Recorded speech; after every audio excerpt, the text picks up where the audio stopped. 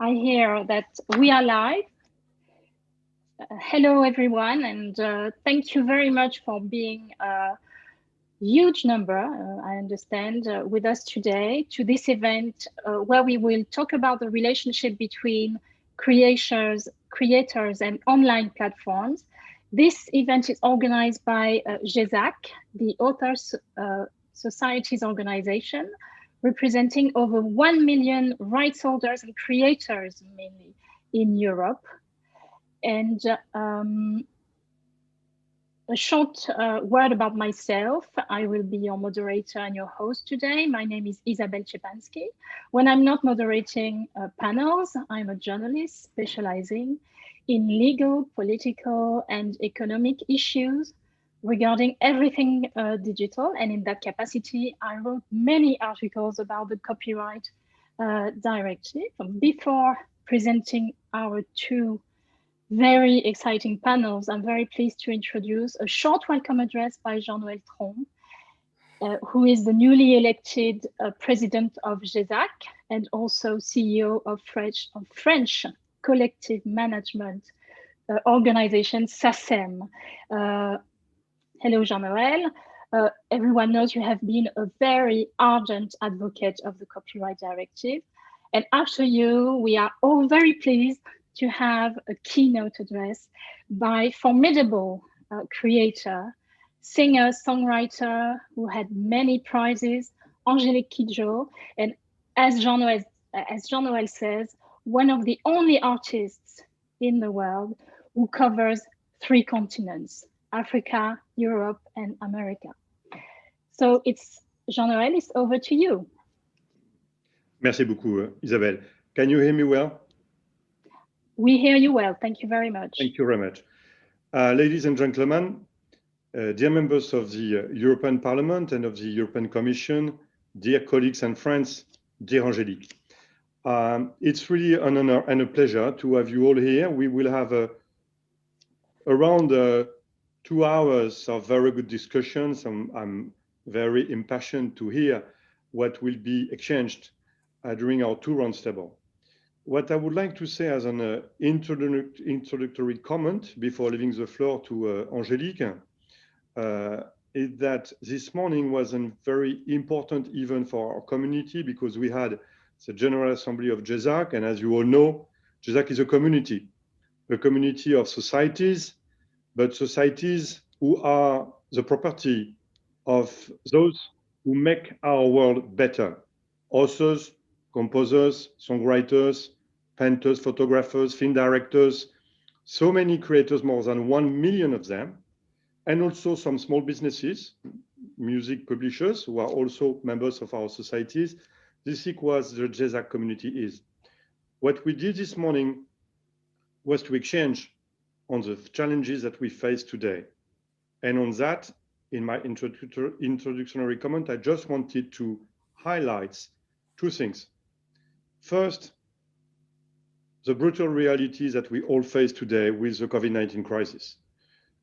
Live events were the first events to be closed in March.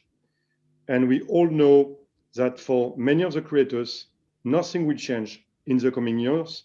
When I say year, it's because we know that for the movie industry, for example, the major blockbusters being postponed until 2022, this will have a direct impact on creation and on the remuneration of creators. We all know that the biggest festivals and concerts that are still canceled will probably not happen, even maybe during the summer of 2021. So we are here facing something new that has never existed in Europe since the Second World War, which is that for the creative sectors in particular, we may be talking about a 2-year-long crisis. And this is why GESAC has decided, together with many partners all over Europe, to commission a study that will be made public in January, and in which we look for an update that I'm sure will contribute to the conversation of the value destruction in terms of euros, in terms of jobs, but also in terms of creativity for Europe in our sectors. Just one figure. The German Ministry of Economy made a study, this was only in March, with 3 scenarios. And this was without the new wave of the epidemic. And these scenarios assess a risk of a value destruction for the creative industry in Germany close to more than 20 billion euros.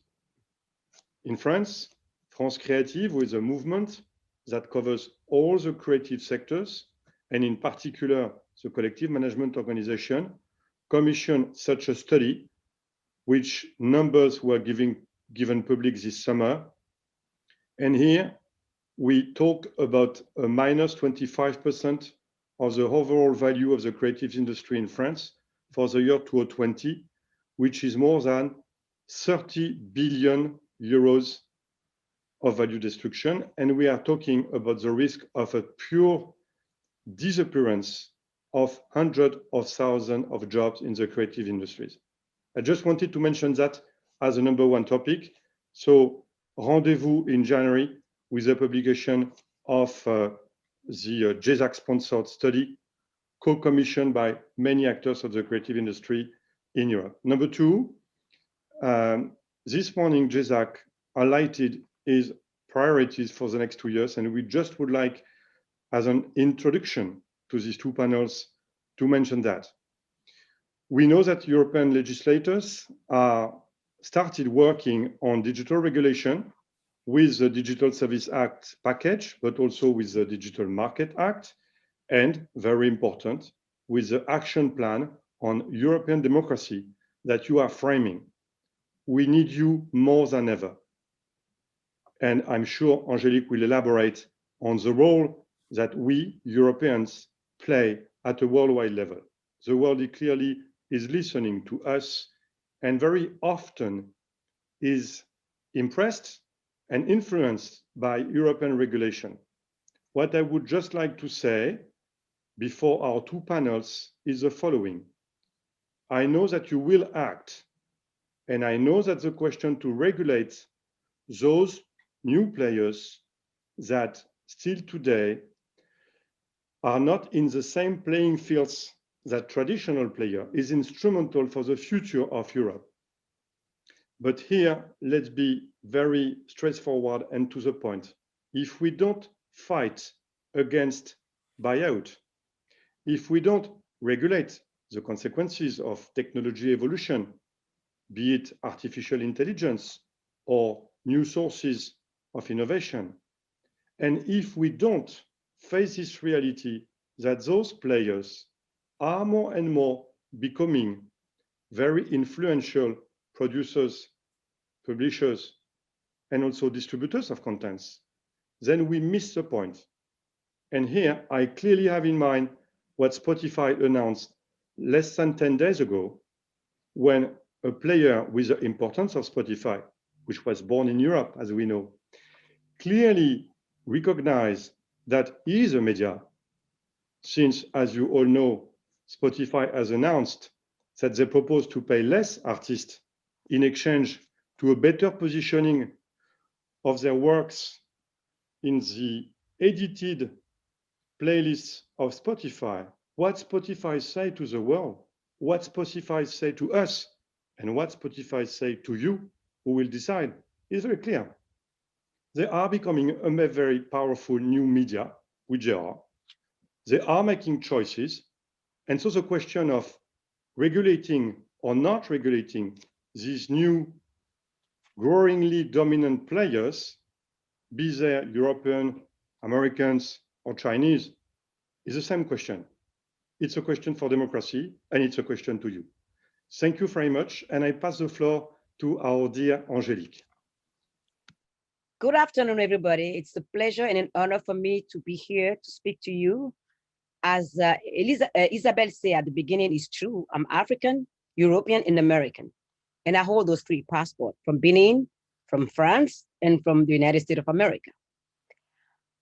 I left my country in 1983 fleeing dictatorship, because within dictatorship, there's no creativity. And as an artist, I didn't want anything and anyone to infringe upon my freedom to create music and to create art at large. Europe is the place everybody turns to when it comes to the protection of human rights, of democracy, of art at large. And I think we are in a very defining moment with this COVID-19 pandemic that is wreaking havoc in arts in general, in every sector of work, that we artists have to think about how we go about to make money. And the only thing that can keep us afloat, especially in Europe, is our societies like SACEM, that is a home to us, artists that pay us, that allow us to not to live in the street, not to lose our jobs, and to wait for the better tomorrows to be able to go back on stage. I believe, as I travel around the world, that every artist, wherever they come from, they want to do their art in freedom, in respect of their rights, and that respect is universal. And Europe has been at the center of protecting copyright, protecting the right of people to make a living out of a job. So if we work and we can be paid, then it's not up to any platform to decide how much they're going to pay us, but for you at the European Commission to decide that every artist that create a piece of art, every writer that wrote a book, or whatever we create, we call art in general, that comes to that platform have to be paid. They cannot make money out of our creation without us being paid. That's what I call justice and fairness. And if we don't fight for that, then our democracy will fail. Then our society will fail, because we need art to keep up going. It's not only food that feeds us every day. Every one of you at the European Commission, you listen to music. When you get into your car, you push it, you listen to music. When you're in your home, you listen to music. On your wall, they are painting. All of us, we need our soul to be fed by art. And if we do not protect that art, and only platform, big companies, technology cannot be a weapon against us. Technology has to be a weapon that helps us create a more fair and just world, the world of peace, where every artist will look up to Europe and say, when you are an artist, you have the right to exist through your work, and you have to be paid fairly. I thank you.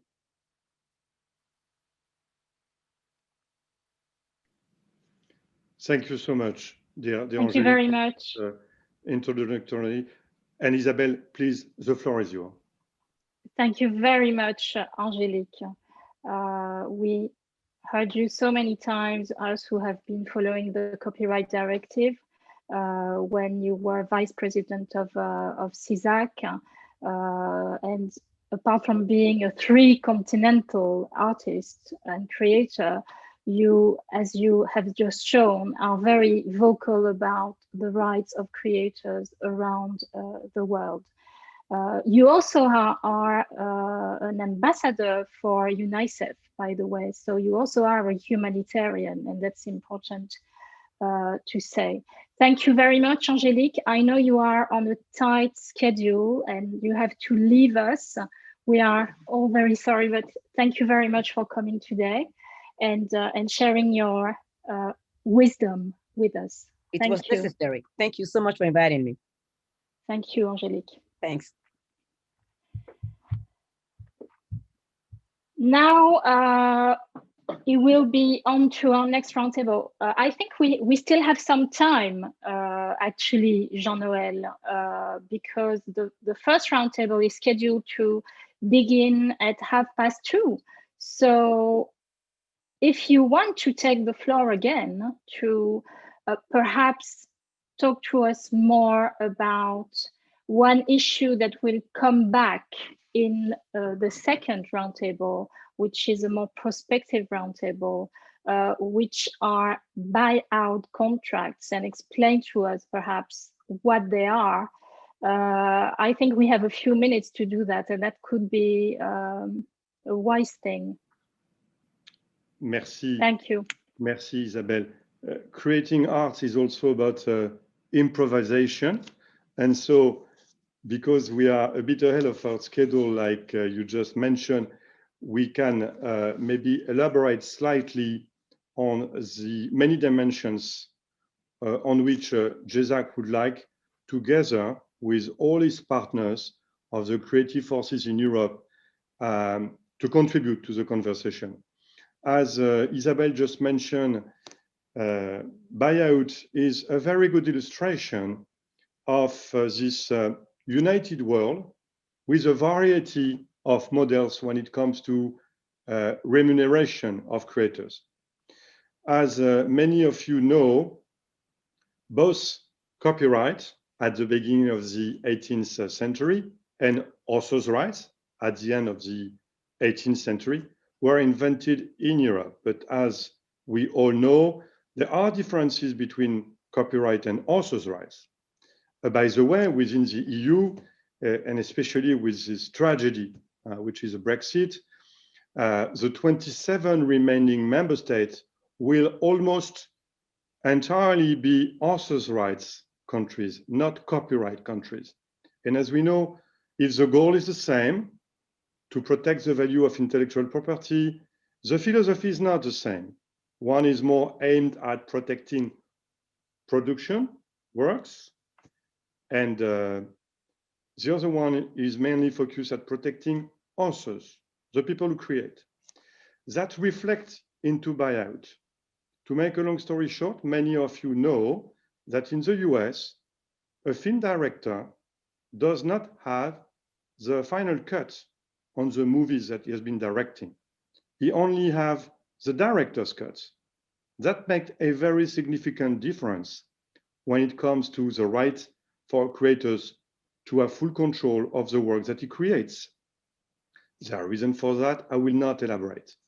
But even in the US, for the last 70 years, the European model of proportional remuneration guaranteed to creators has progressively been imposed by the fantastic mobilization of the guilds, the directors' guilds, the writers' guilds, when it comes to movies, have imposed some dimensions of proportional remuneration, guarantees of remuneration for authors in the contracts, and that reflects to what is called residuals. But what's happened today, thanks to the growing success of audiovisual platforms such as Netflix, such as Disney+, Amazon Videos, and many others, including, fortunately, some European platforms also, is that what happens from Europe to the US is now coming back from the US to Europe, and this is buyout. And what is buyout? It's basically the idea to say, maybe you are a director, a scriptwriter, a songwriter, an author, but I pay you a flat fee. And if it happens that your work, who I bought to you a few $1,000s, helps me to make billions of euros of revenue, you're done. You had your flat fee, no proportional remuneration. This is a very simple way to illustrate the risk of buyout. When I mention that, I'm not only talking about online, and I would like to insist with our friends from the European Parliament and European Commission and to the journalists who are attending these panels. In the visual arts, there is a very important right of remuneration, which is called the resale right. If a painter creates a painting like the one we could see on the wall behind Angelique, and if this art piece has been bought to its creators 500 euros in a gallery in Ghana, and 5 years after is being sold by Sotheby's or Christie's in Luxembourg or in Brussels, $5 million. Without resale rights, the creators will never receive any additional remuneration, while this creation of value is thanks to him. Thanks to resale rights, we have here a model of remuneration that goes through collective management of rights. This is another example of what I'm saying, which is we need to fight, you need to fight in the new digital environment and in the classical environment of culture, which will remain, which will be massively physical for the future, be it concerts of works of arts or buying books, or even as we see today, buying CDs and vinyls. Vinyls see an interesting growth as a market. It's a physical one, and we are talking about the young generation. In this environment, to fight for the right of proportional remuneration, fair remuneration, independent remuneration, where creators, music publishers have a guarantee that they will be recognized as what they are. They are the source of this creation of value. They are not a by-products. They are the material with which the creativity of Europe is being forged, and this is about authors' rights being more than ever promoted as a real model that Europe has invented and should be promoted. One last message, Isabelle, and then I think we could start considering the first roundtable. One last message to the European Commission and to the European Parliament.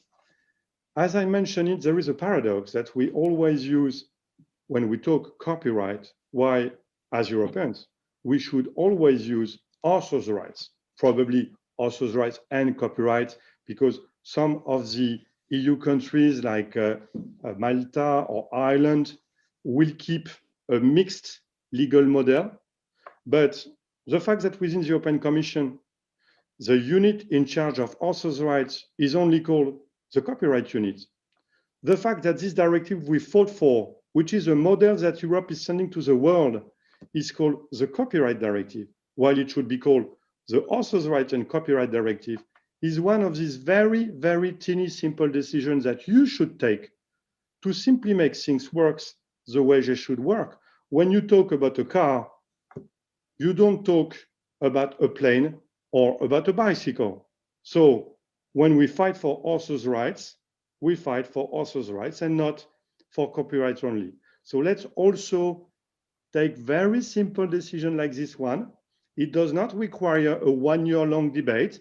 It's an administrative decision to be taken, both at the European Parliament level and at the European Commission level, that we urge the decision makers to make in the new world that we are facing, where creativity will more than ever be Europe's leadership and light to the world. Thank you. Jean-Nöel, maybe I will keep you one more minute, actually.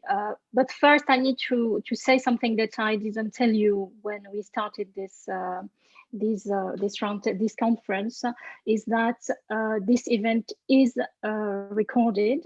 I'm glad to say there are 176 participants at the moment. So thank you very much to all of you for being with us. And Jean-Nöel, we still have a few minutes before the next panel. And we have a question that might interest you very much because it's about the industry you worked for before you were CEO of SACEM. It's a question by Etienne Sevet. I hope I pronounce your name right. Who congratulates Angelique for her keynote and who asks, can't we think of getting the money straight from the internet subscriptions instead of trying to go through platforms? If you have a quick answer to that, which is not an easy question, you have 1 minute to answer to Etienne. Thank you very much. Merci, Isabelle. That's not an easy one. As you mentioned it, I've been a CEO of a mobile operator in France, which is Orange, and I've started my career in the digital industry. So I think this question is a very wise one. To make it short, authors' rights revenue must be paid by those who benefit in their revenue from the value of our works and who sign licenses with the CMOs because we act on behalf of our members. So when you have a telecommunication operators, today, in most European countries, they already pay authors' rights revenues to CMOs because they distribute contents. And this represents an important flow of revenues. On top of that, especially for over-the-top services, because they are now creating immense additional wealth, they have to pay too. And CMOs of Europe together, thanks to the CRM directive of 2014, by the way, that has contributed to framing this market, are licensing contents worldwide with all the big digital platforms who also pay based on what? Based on their revenue. It can be ad funded like YouTube, or it can be subscription paid like Deezer, but both are paying. So the answer to the question is yes, they should, but yes, they already do. The only question is that one. Thank you. The only question is that one. Do we have a fair remuneration today? And the answer is very often no. So 15 years ago, we were starting, we were testing new models. CMOs had a long history. The platforms were startups. Today, they are the giants. We are the dwarfs, but we are the useful dwarfs because we are a community of individual weak forces of creations. Creators, music publishers are weak. Their societies are their common home, like cooperatives. And our role is to defend the interest of our members, to have better remuneration, fairer remuneration. And here, this is the role of our regulators to make this marketplace a balanced one, which is not the case today. Thank you. Thank you very much, Jean-Nöel. That's a perfect launch for our first roundtable. The way we are going to proceed now is that we have a first roundtable that's very much focused on the copyright directive and on Article 17. And we are very lucky to have some of the key craftsmen of the text with us today, and also one and of the key craftsmen of the future guidance on Article 17. So we will talk about the current relationship between platforms and creators, and what the copyright what can the copyright directive bring to it. Our second roundtable is going to be much more open and much more prospective, and we are very lucky also to have some of the people who in the European institutions and in as Jean-Nöel will be in that second roundtable, are thinking about what is needed next for culture in the digital landscape. So first, yes, I should just give you a note on questions. It will be difficult to take direct questions from the panel. We will try and take some questions at the end of each panel that I will read, and as I did with Mr. Sevet's questions before that I asked to Jean-Nöel, I will give your name, and so feel free to try and ask questions. We will endeavor to reply to them if we can. Thank you very much. So now on to our first roundtable on Article 17. I see that almost, yes, everyone is there. Welcome to all of you. So on this panel we have to introduce him, MEP Axel Voss. Everybody who knows the copyright directive knows you. Giuseppe Abbamonte, Director of the EU Commission Digital Policy Program. Good afternoon, Mr. Abbamonte. Alban de Nervaux, who is the Head of Legal and International Affairs for the French Ministry of Culture. Good afternoon. And Tobias Holzmüller, hello, Tobias, or hello, Dr. Holzmüller, should I say. You are the General Counsel of a German collective management organization, GEMA. We will start.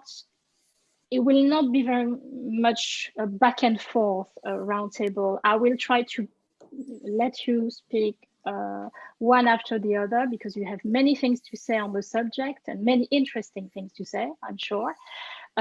First, we will start with, and it's very natural, I would say, with Axel Voss. It's your third mandate in the European Parliament. You have been the rapporteur of the Copyright Directive, but everybody knows that, obviously. You have been very active during the trilogue. You know Article 17, which is core disposition of Copyright Directive very well. So I wanted to ask you quite an open question about how would you summarize what is for you the purpose of Article 17 of the Copyright Directive? Mr. Voss, so thank you. Yeah, thank you very much. And also thank you for having me. Article 17 is a result of an extreme complex balance. So it's a pragmatic approach. And so in the first line, of course, and the initial idea has been to strengthen the rights and the position of the creators, so authors, performers, and the right holders, because of the already existing imbalance. So under the headline, the platforms takes it all. We have seen a situation where the creative industry was, let me say, put in a kind of a disadvantage and haven't had the rights any longer what has been in place before. So therefore, we are trying to strengthen the right of the right holders and the creators.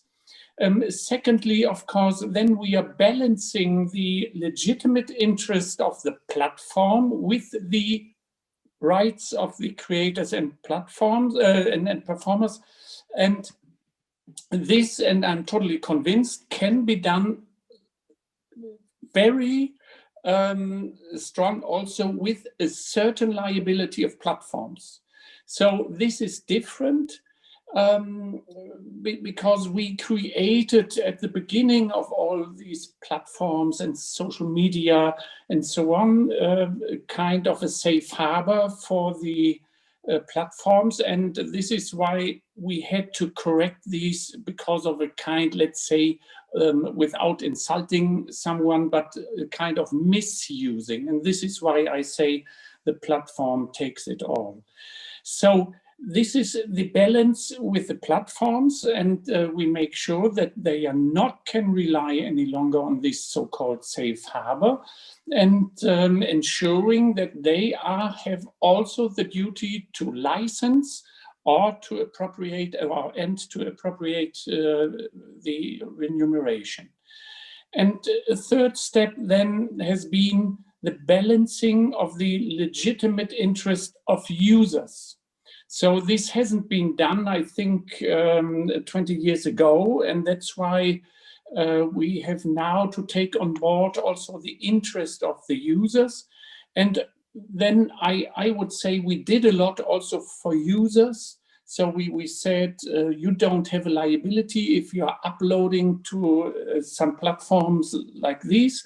And because of, if you are afraid for overblocking, etc., we said also, the platform has to upload also these legitimate changing of copyright protected works. And we installed a complaint and redress mechanism. And we are concentrating here only on so-called active platforms. So this is all of the interest of the users, and the interest of the platforms was balanced also with the kind of a way out rule. And all in all, this is a pragmatical approach where we also obliged at the end the Commission in finding a practical way in dealing what we have in mind as a legislator. Sorry for this long. No, thank you very much. That was very, very interesting. Would you say that the rights, I don't know how to put it, but within Article 17, the rights of the users are best upheld within the framework of licensing, because there is obviously all the procedure and the rights of users in the second part of Article 17 when there is no license. But when there are licenses, it seems to me that Article 17 preserves the rights of users even better. What do you think about that? What do you think about the importance of licenses for rights holders, but also for users of platforms? Yeah. So of course, what we always have to have in mind is the situation, how it has been, and therefore, of course, we have to make sure that now the interest of users after 20 years of only having kind of a bilateral situation between platforms and right holders, this is now coming in addition in occurring, and the only way for creators is a way of licensing their product so that they have these intellectual property right in place. And this is the way they are earning their money.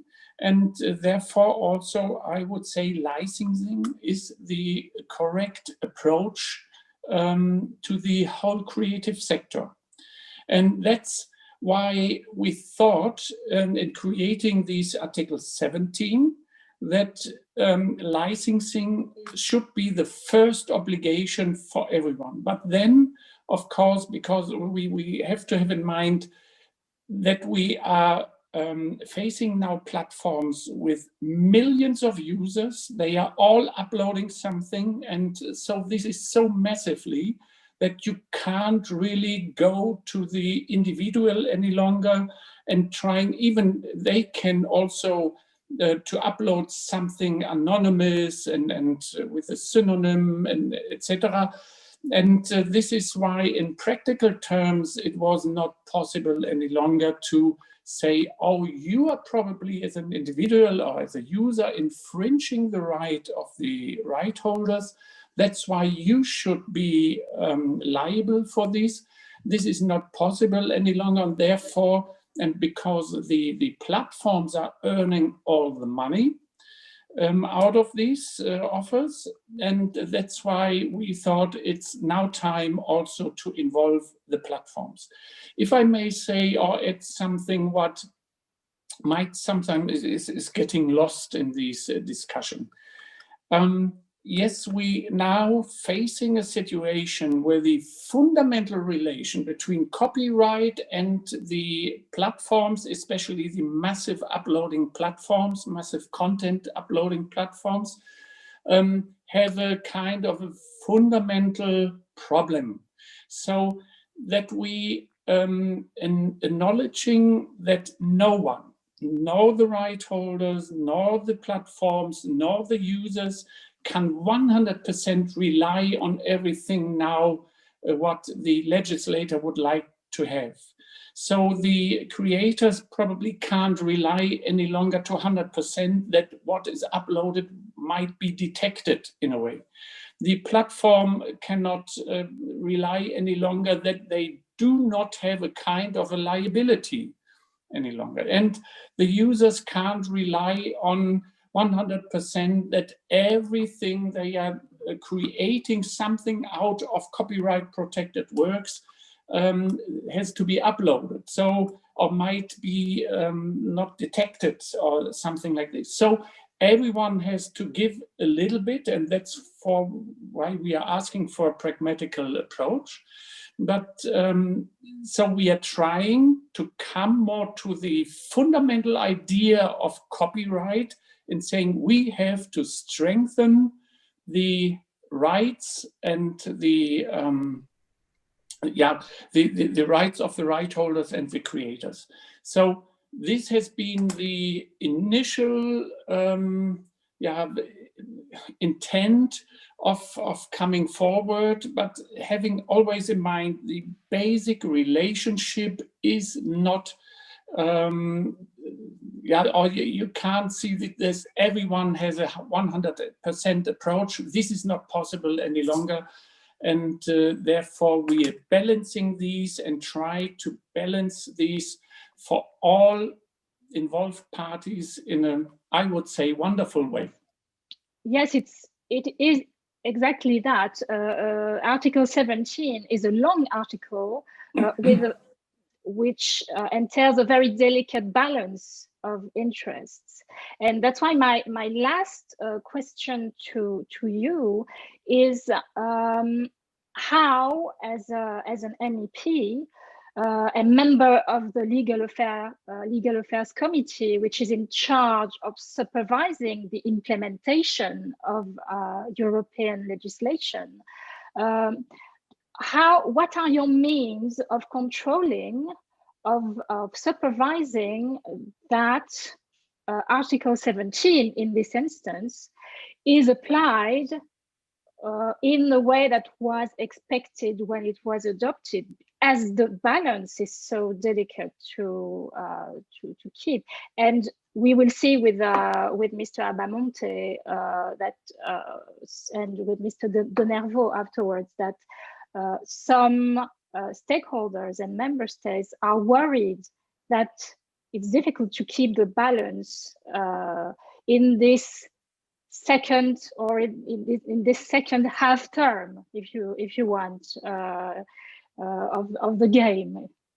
So what are your thoughts on this? Yeah, so my contribution after this, let's say, product for the reform of copyright has left our house is now very low. Because now the Commission is asked to doing the stakeholders dialogue, and of course sometimes I will get a feedback and then we can discuss a little bit and so on. But then of course the transferring these end product, so the copyright directive, into national law, also there the national colleagues would rather be left alone and not always that there's someone in the neck and saying, oh, you have to do this right. Of course, I'm trying also to give some signals and saying, I would say, or I would interpret the one approach in yes, being in line or not being in line. But for what you could use me also is in a way that I will give these signals and making these a little bit, or raising awareness that this is properly done or this is not properly done. But I'm not really involved right now in this transition period. But of course, this is totally of interest of me and for me, and I would like to be more involved in a way, but I have to be careful because of the sensitiveness. So it's delicate, but you are still available and on hold if needed. Thank you very much for this intervention. That was very interesting. Thank you.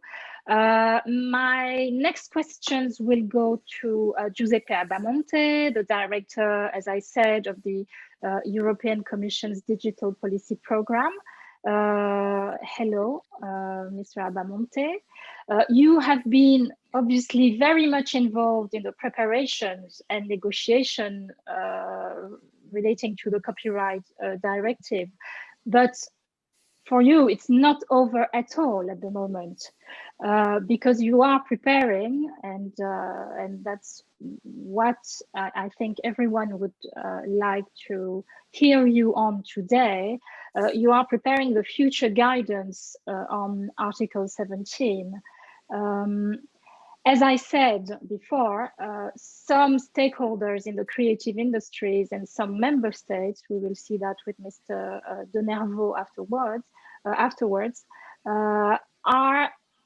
have voiced their worries about the ideas put forward by the European Commission in preparatory documents that were published with a questionnaire this summer. And so my question to you will be quite general, and will look like the one I asked you, Mr. Voss.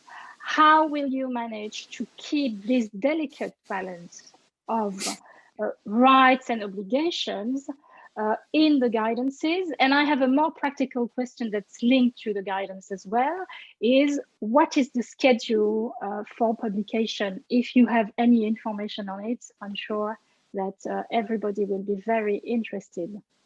Thank you. Thank you, and thanks for inviting me. Can you hear me? Yes, thank you. Very well. Yes, we can hear you very well. So greetings to everybody, and greetings in particular to Axel. I do miss working with him. I don't miss the long weekends in the office, but I do miss working with him. Now, as you quite rightly saying that the work is not finished. We are preparing now. We are putting the so-called finishing touches to the guidelines. So I would like to make a few points which go a little bit beside answering your questions, but I will try and answer your questions as best as I can. So the first thing for us is that now there is a need to ensure a proper convergent understanding of the concepts of the directive and a convergent and timely transposition of the directive. I mean, the COVID crisis is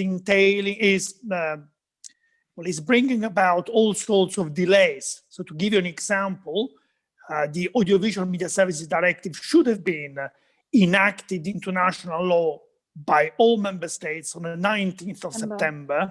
We have received only 2 full notifications so far. So the epidemic is entailing delays, which is understandable. The guidelines respond to this need to bring them out more convergent, and a more predictable regulatory environment for everybody. So for the right holders, the collecting societies, the platforms, and of course, the final users. An important point is that Article 17 is a new law. And is also a lex specialis. So we are breaking new ground. It is a lex specialis, so it's basically a regulation of the concept of communication to the public and liability of the platforms in relation, so communication to the public for digital uses, and liability of the platforms for the distribution and consumption and the hosting of copyright content on their services. We are not simply clarifying an existing situation. And the conclusions of the Advocate General, OI, I don't know how to pronounce his name, it's Danish, in the YouTube case, clearly clarify that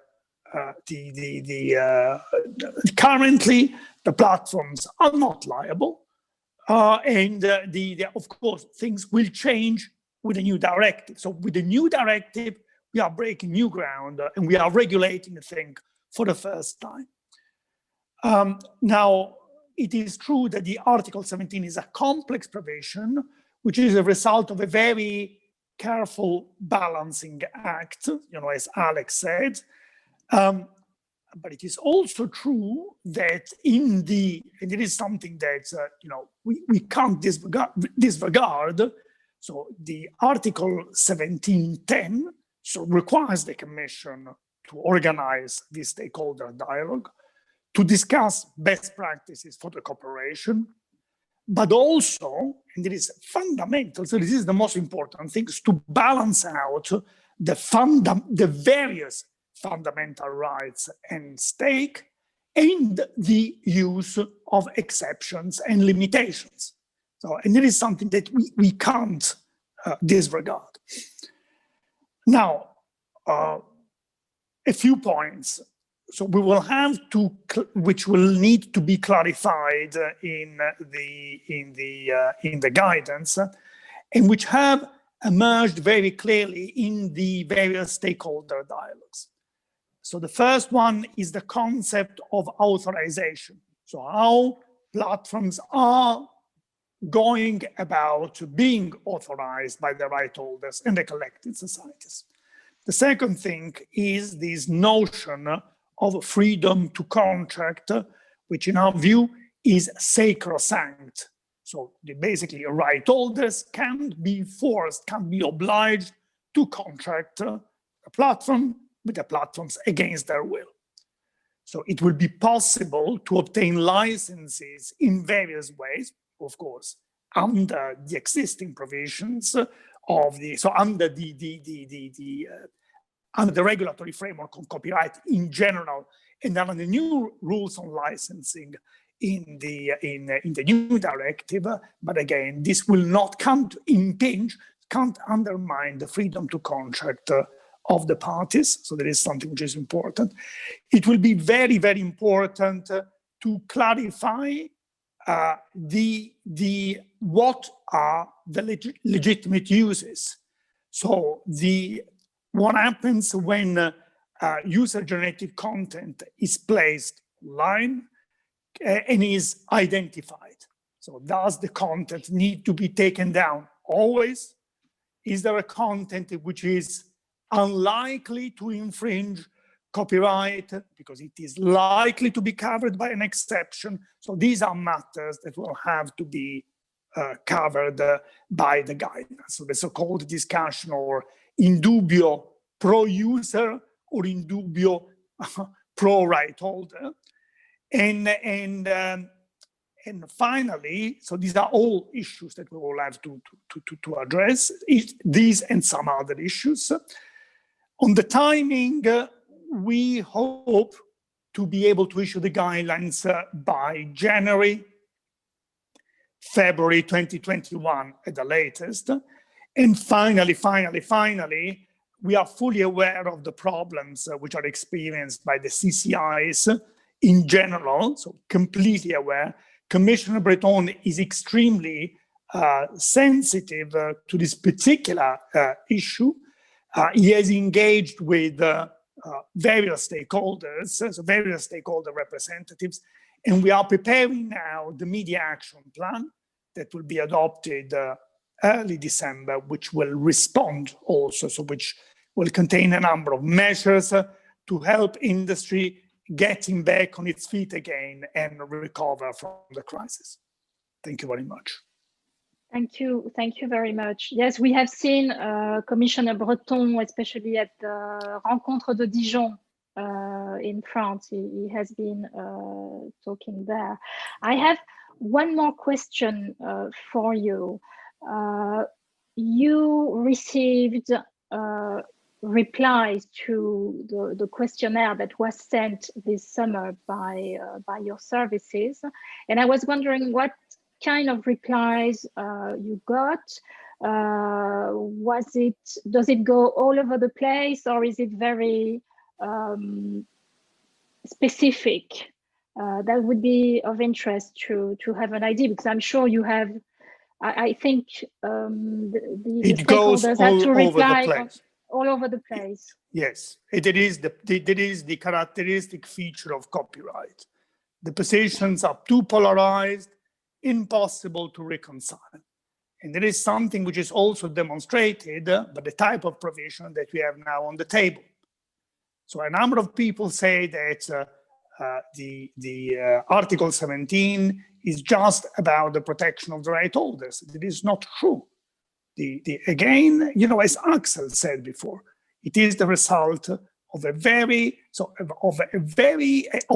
complex compromise, which was difficult, or compromise of the different, you know, interest at stake, fundamental rights at stake. So we believe that we have, I personally believe is a very good compromise, but you know, it is as good as it gets because the interest at stake and the positions were very, very different. So that is my answer, my honest answer to your question. Thank you very much. But what can you answer to, especially to the non-paper from France and 6 other countries, and perhaps Alban de Nervaux will talk about that later, but which are worried that the Commission seems to be bringing new concepts like uploads by users, which are likely to be legitimate, which is a concept that doesn't seem to be in Article 17. What do you answer to that? Well, I would say that I think that I disagree with this type of reading. That is something that we are not, so it can't be more far from our mind.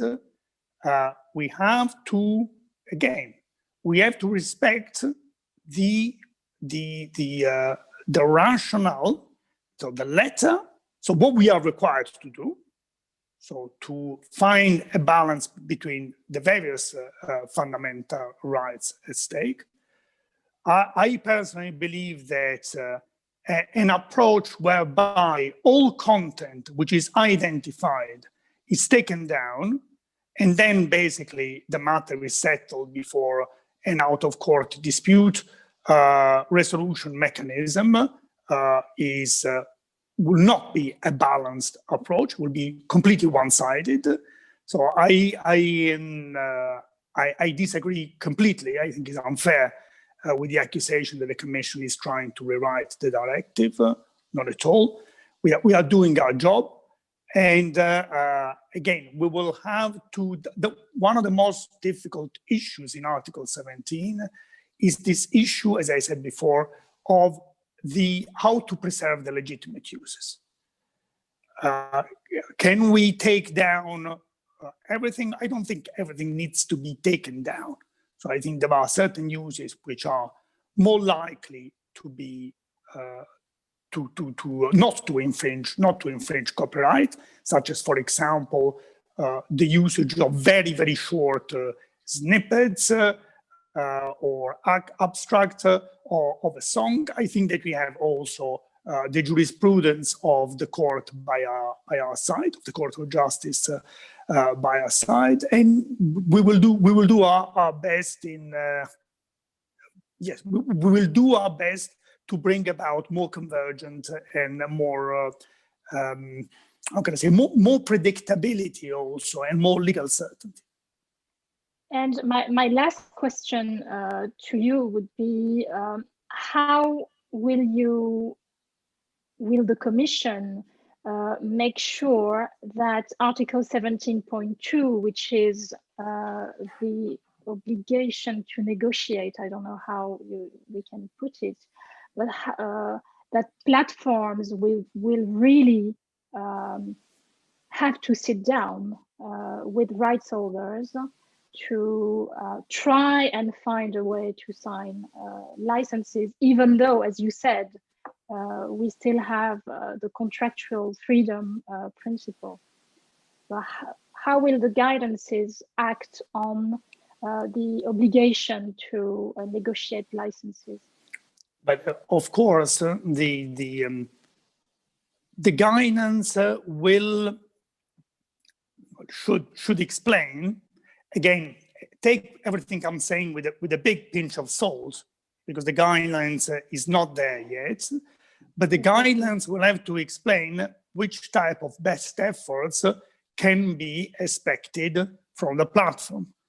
And it goes without saying that if the right holders or if the interlocutor is easy to identify, so for example, the first port of call will have to be the collecting society. It goes without saying, because there are not so many collecting societies in Europe. Collecting societies have a mandate. So platforms normally, if they want to act in goodwill and respect the new requirements, they will have to contact, I would say that by and large, they will have to contact collecting societies. These are type of things that we will try and put in the guidance. So to put in, if we will be allowed, of course, as much, how can I say, as much clarity in the guidelines as possible. Thank you very much, Mr. Abbamonte. Now, my questions will go to Alban de Nervaux. You also have been following the evolution of the 2019 Copyright Directive very closely, and it's not the first time we are on a panel together. Not the first time at all. Thank you very much. As I already said before, France has been amongst the most vocal member states when it came to the preparatory work from the European Commission on the Article 17 guidelines. You have had, I understand, quite a busy end of summer on this subject. So I wanted to ask you, what is France worried about in this first preparatory work from the Commission? Do you hear me well? I hear you well, and Thank I think you. everybody hears you well. Thank you. I would like to say, first of all, that I'm very honored to participate this roundtable. And we are all aware that Article 17 is one of the main achievements of the President mandate. And I would like to pay tribute to Mr. Voss for his decisive, crucial role in this incredible battle. So what is at stake now from the French perspective? Maybe it's important to explain that we are now in France well advanced in the process of transposing the directive. The discussion of our initial bill before the French Parliament was interrupted due to the COVID crisis. And now we will transpose these two directives through government regulation, and we have a legal basis now for this. And as you can imagine, the expectation is high in France for this transposition, and the political pressure is also high to advance quickly now in this process. In parallel, the Commission is working on its guidance, and as you pointed, in our reply to the public consultation carried out by the Commission, we have expressed several concerns, and we also participated in a joint initiative with 6 other member states to voice such concerns in a more political manner. In short, as you know, under Article 17, absent an agreement from right holders, content sharing services will be required, in particular, to make their best efforts to prevent the availability of unauthorized works that right holders have pre-identified.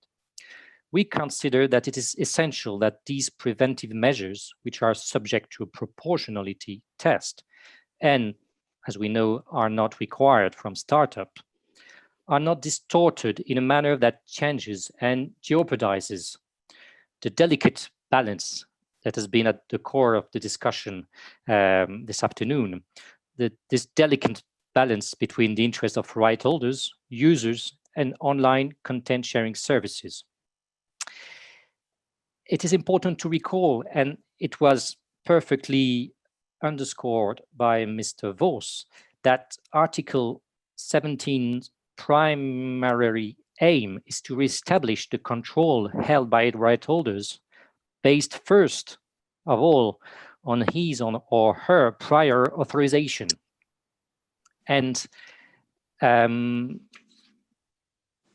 our view, and this is the core of our concern, this is not the case in a system where certain infringing contents would remain online solely on the grounds of a possible or plausible legality, and this despite the right holders providing the relevant and necessary information to remove their availability. Such a system would be deprived of legal basis and would, which is even more important, compromise the effectiveness of the preventive measures. More generally, we consider that the guidance should remain as operational as possible. Even if it is not a binding document, it will be all the more useful as it focuses on best practices and examples of concrete cooperation, and as it does not open legal issues regarding the nature of Article 17 or other subjects such as the country of origin principle, which, as we know, does not apply in the copyright field, or whether or not, as was expressed, it is a lex specialis, which is a delicate question, and there is little doubt that it is not a lex specialis as regard the concept of authorization. So this is how I would summarize the concerns that we had the opportunity to voice.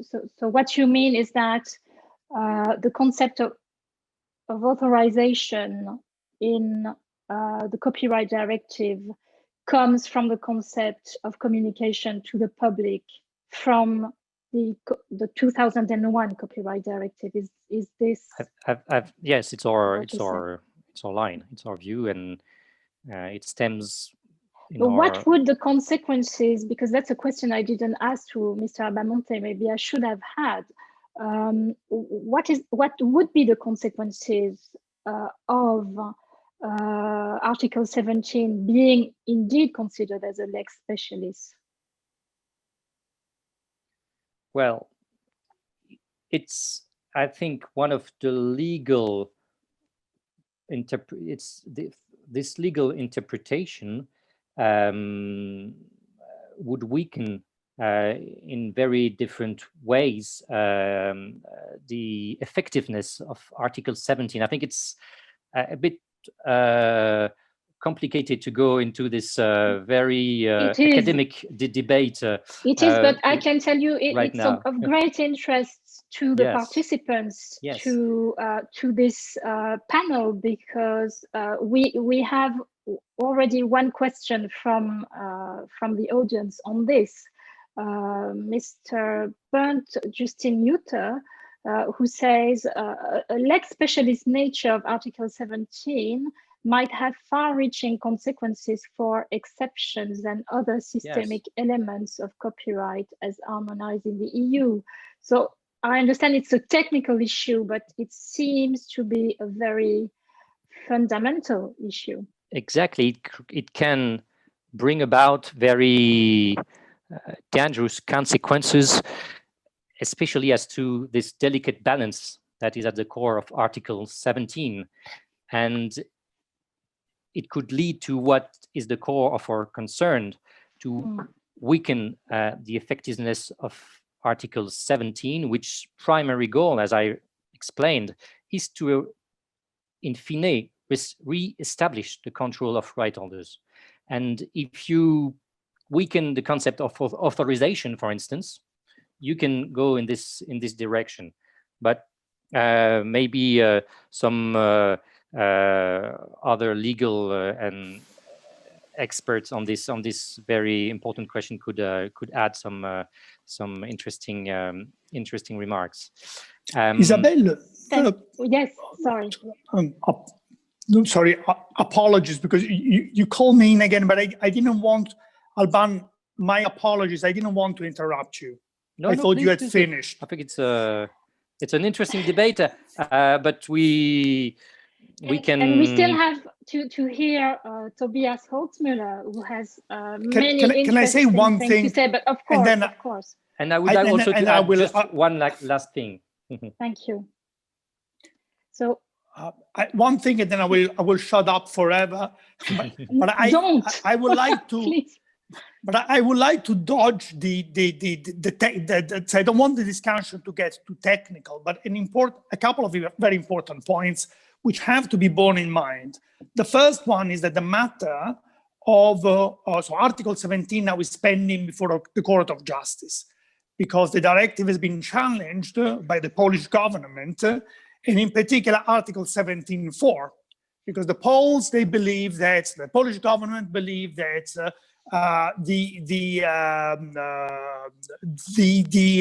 so that Article 17.4, so all the technological part, all the identifiers, they run against the fundamental rights in the Charter. So in particular the right, so freedom of expression. So these matters are being debated before the Court of Justice, and there is no certainty that we will win. So there is the first things. If, according to the pleading of the Poles, if Article 17 can't survive without Article 17.4, the whole of Article 17 needs to be quashed. So the whole of Article 17 basically has to be declared as incompatible with union law. Now, if Article 17 were to disappear, the matter of the liability of the platforms, which is far from being settled, will have to be decided against by the Court of Justice in the YouTube case, which is not taking a good turn. Because the Advocate General has clearly said that the platforms, rebus sic stantibus, under the current law, so without Article 17, are not liable, because otherwise they would become private censors of the legality and illegality of context. And because if they were liable, this may result in a lot of taking down of legal content. So I think that now it is very, very important. I mean, no matter what the legal, the most pure copyright law solution is, but is to take a very balanced approach, I would say, which safeguards not just the right to property, not just the IP right of the right holders, but again, which also safeguards certain legitimate uses through the new systems of mandatory exceptions, which are expression, as the Court of Justice has said, in a number, so in the Funke Median case, in the Painter case, in all these cases, which are expressions in the copyright field of fundamental rights. So, and I believe, and I profoundly believe in this, that the system put in place by Article 17 is a well-balanced one. It contains a number of checks and balances to make sure that the system in the end will work and that the outcome will be a good one for everybody. And I am certain about it that right holders in general and collecting societies will be much better off as a result of Article 17 than without Article 17. And from what I understand, thank you very much. And from what I understand, the European Commission is defending Article 17 in the ECJ, in the Polish case. It seems clear to me. So are we, of course, not necessarily on every aspect with the same interpretation, but we are very close on the main issues at stake. I'm sorry, just 1 minute for you, because then we have to cover a lot. I just want to add that this very important context of the court cases should not lead us to an interpretation that would compromise the effectiveness of Article 17. And to this respect, I would just add that, as was explained, Article 17 has also the objective to develop the licensing market, but only if the preventive measures are truly effective will the obligation of online services to make their best efforts have an impact on the licensing markets. And in France, experience has taught us with Article 15 neighboring yes. rights of press publishers that ambiguities, legal uncertainty can play into online platforms' hands. So we don't want this. I think everybody can agree on this. And there is a risk that if we give online services too much leeway, even temporary and limited, for giving access to content without licensing agreements, we will compromise the whole system. In light of the experience, we should all not take this risk. Well, I must thank you, Alban, because you give me a very good bridge to the questions I was going to ask to Tobias Holzmüller, because my questions to Tobias will relate mostly to the obligation of negotiate, the obligation to negotiate licenses, which we haven't talked about that much in this panel, but it seems to me to be the core of Article 17. But as Alban de Nervaux has just said, it's not that easy to have platforms, to get platforms to negotiate. So when talking about the copyright directive, we often hear about the users, the rights of users to upload, and that's a question for you, Tobias, Mr. Holzmüller. But we talk about the rights of users to upload in the absence of licenses and how to implement that right. But isn't it that signing a license is the best way for platforms to protect their users' rights to download? What do you think? Yeah, thank you, Isabelle. And it was extremely interesting to follow this discussion, because in a way, I think it's typical for the discussions we're having on Article 17. We start with, oh, we want to ensure licensing because licensing is the best solution. But then we say, oh, ex-ante measures are very difficult, and we have to care about filtering and balancing fundamental rights.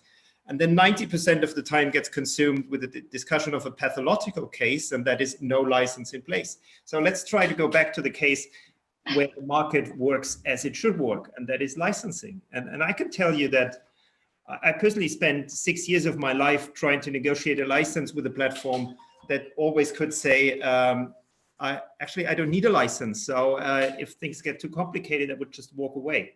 And I think the initial idea behind Article 17 is to get this balance straight and to get the system back in place to say, well, you only negotiate a license on a level playing field if you're facing liability if you don't negotiate licenses. And I think this is the most fundamental part for us.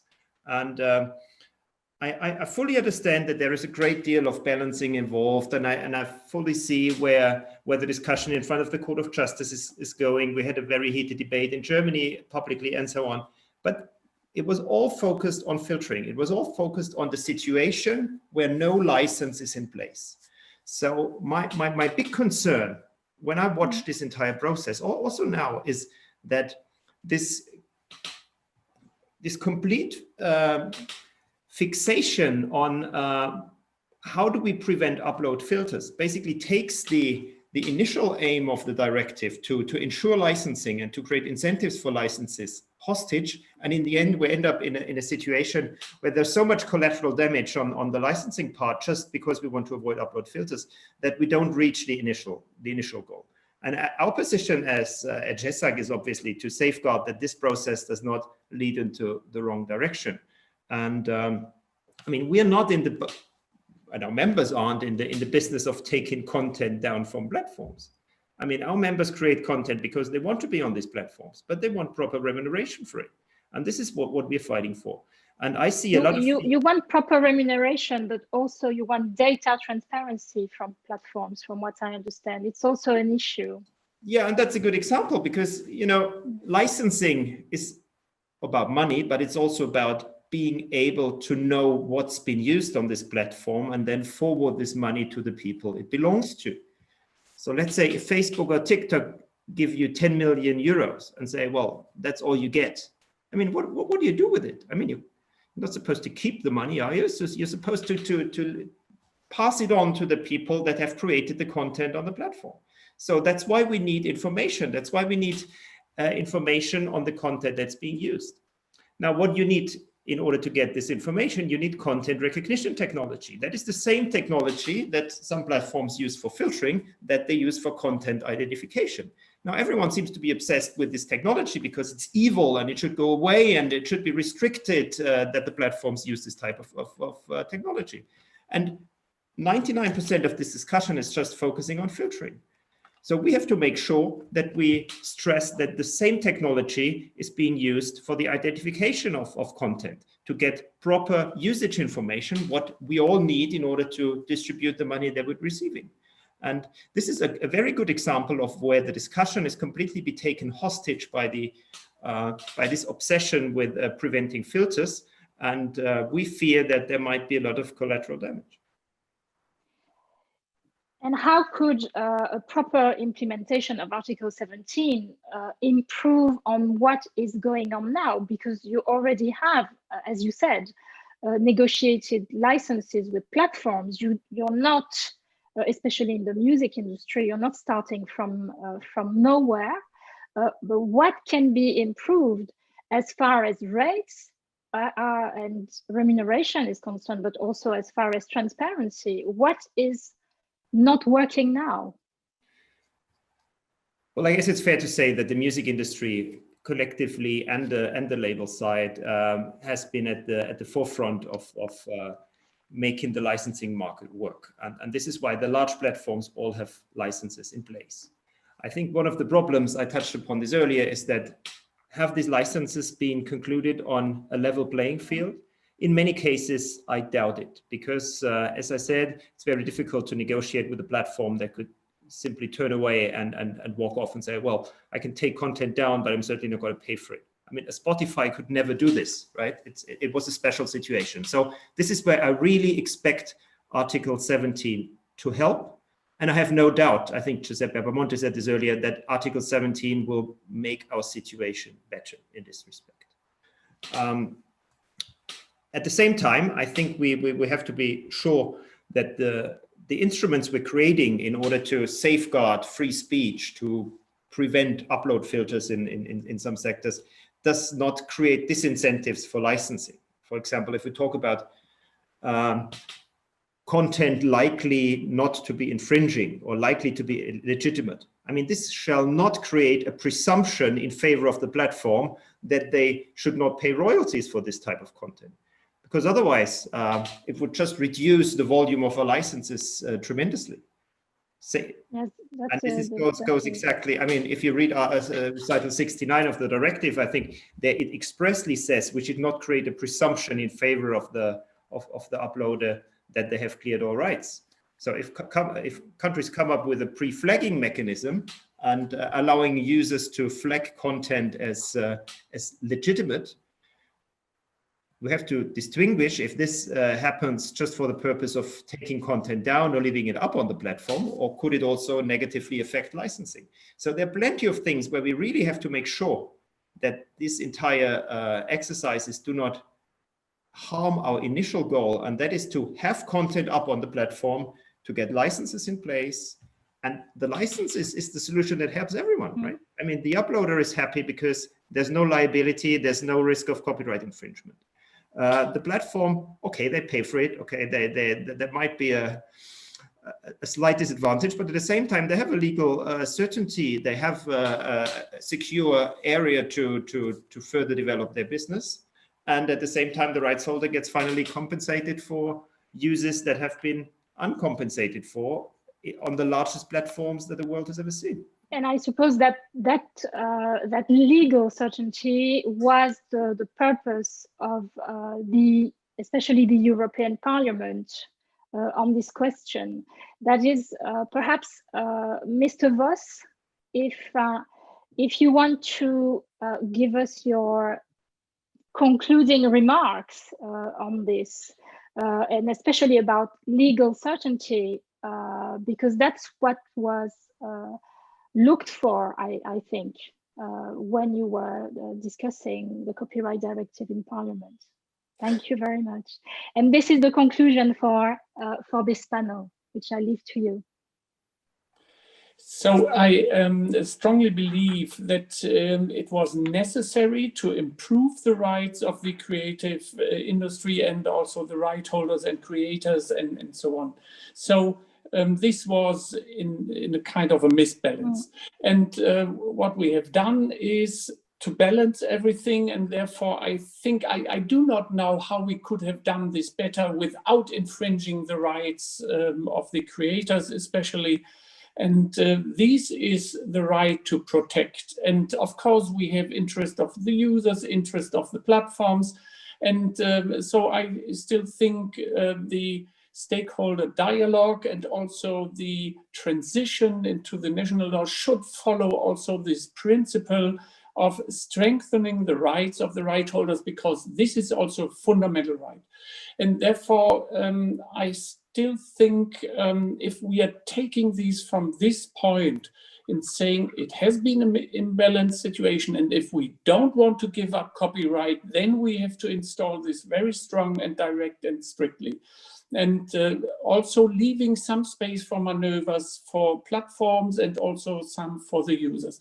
And I do not know how we could have done this in another way. And that's why I think this is balanced. This is clear from the concept. Of course, for the practical approach between especially platforms and right holders, they have to talk how to get to this point, what the legislator means here, and had the intention to. Yeah. Thank you very much. Well, thank you very much to finish on this positive note. So you have no regrets. It's a good text, and that's good to hear. Thank you very much to all of you. It was a pleasure being with this fantastic panel today. I understand we are running late for the next panel, so we are going to start straight away.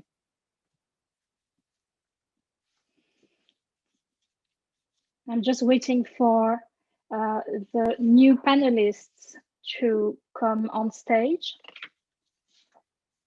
So I see Anna Herold, Laurence Farreng, Mr. Castanheira, Jean-Nöel Tronc. That's perfect. I think we only, yes, we have someone missing. Mr. Garcia del Blanco. Welcome to all of you. I'm very sorry that we are running late. There were many things to say about Article 17, as you know. I will not introduce this panel because we don't have much time. So we leave the floor straight away to Laurence Farreng. You are an MEP from the Renaissance delegation, from the French delegation. You are, as they say in the Brussels bubble, the go-to French MEPs, MEP when it comes to cultural questions. Everybody knows you in the CCIs, as we say. You have been working on different issues as a member of the committee on, on culture and education. And my question to you is quite general.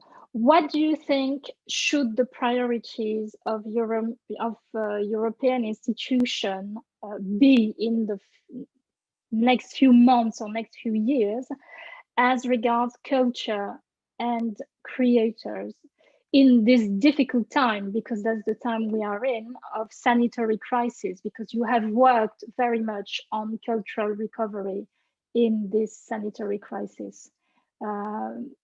Laurence Farreng, it's over to you. Thank you. Hello, everybody. I'm very pleased to open this second roundtable about culture, to meet new people and to see old friends from Brussels Hello, Jean-Nöel. Hello to my colleague, Mr. Iban Garcia. Bonjour, Laurence.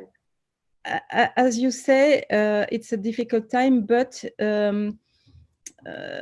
more than ever, culture should be a priority because, as you said, we are crossing very difficult times.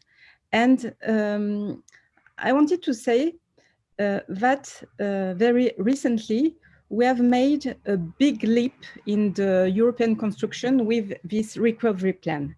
Why have we done that? Because in the same time, we had the same difficulty with this question of fighting a pandemic.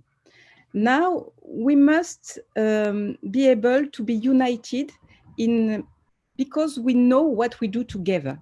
And only culture can do that. I think it's a very important experience that we had just now. And as you said, it's a very difficult period for culture. Culture sector is at a risk, and we have many challenges to tackle. Now, the theater, concert hall, museums, cinemas are closed for a very long time, and we don't know even when they can reopen. And the cultural and creative actors are a very diverse sector with sometimes very fragile sources of income. And on the other hand, they do not always benefit from dedicated recovery plans and emergency protection mechanisms. This situation has led us in the European Parliament and in the Committee of Culture in the Parliament to adopt in September a resolution on the cultural recovery of Europe, because culture was not earmarked in the first project. So it was very important to have this resolution, and I'm very proud that 87 of the MEP voted in favor. And what was in this resolution was an earmarking of at least 2% of the national recovery plans for the cultural and creative actors.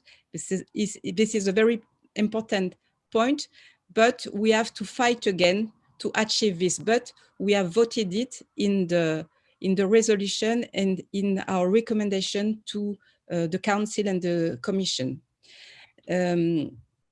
We ask as well, and that's our topic today, what we are going to do in the digital context. We have asked for the swift transposition of relevant directives as copyright and AVSM. I know you have talked a lot about copyright in the previous roundtable, because these two texts are the pillars of remuneration for authors tomorrow and for now. And what I want to highlight as well is that the Parliament requested an extensive approach for culture and its integration in the Cohesion Fund as well, because we have to bring culture closer to the citizen. I think it's very, very important. However, in order, so I want to say this resolution was a very important thing. And I want also to mention that last week we have had a very good news with the increase of 600 million euros for Creative Europe. So I think it was useful, this was resolution for the negotiations of the budget of EU as well. However, in order for culture to be saved, it needs to be circulated, distributed, but also representative of the diversity of its creators. This diversity is very, very important.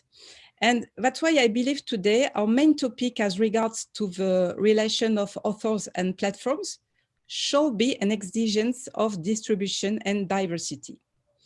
Of course, the momentum today is the Digital Services Act and Digital Market Acts, which will be presented on the 9th of December.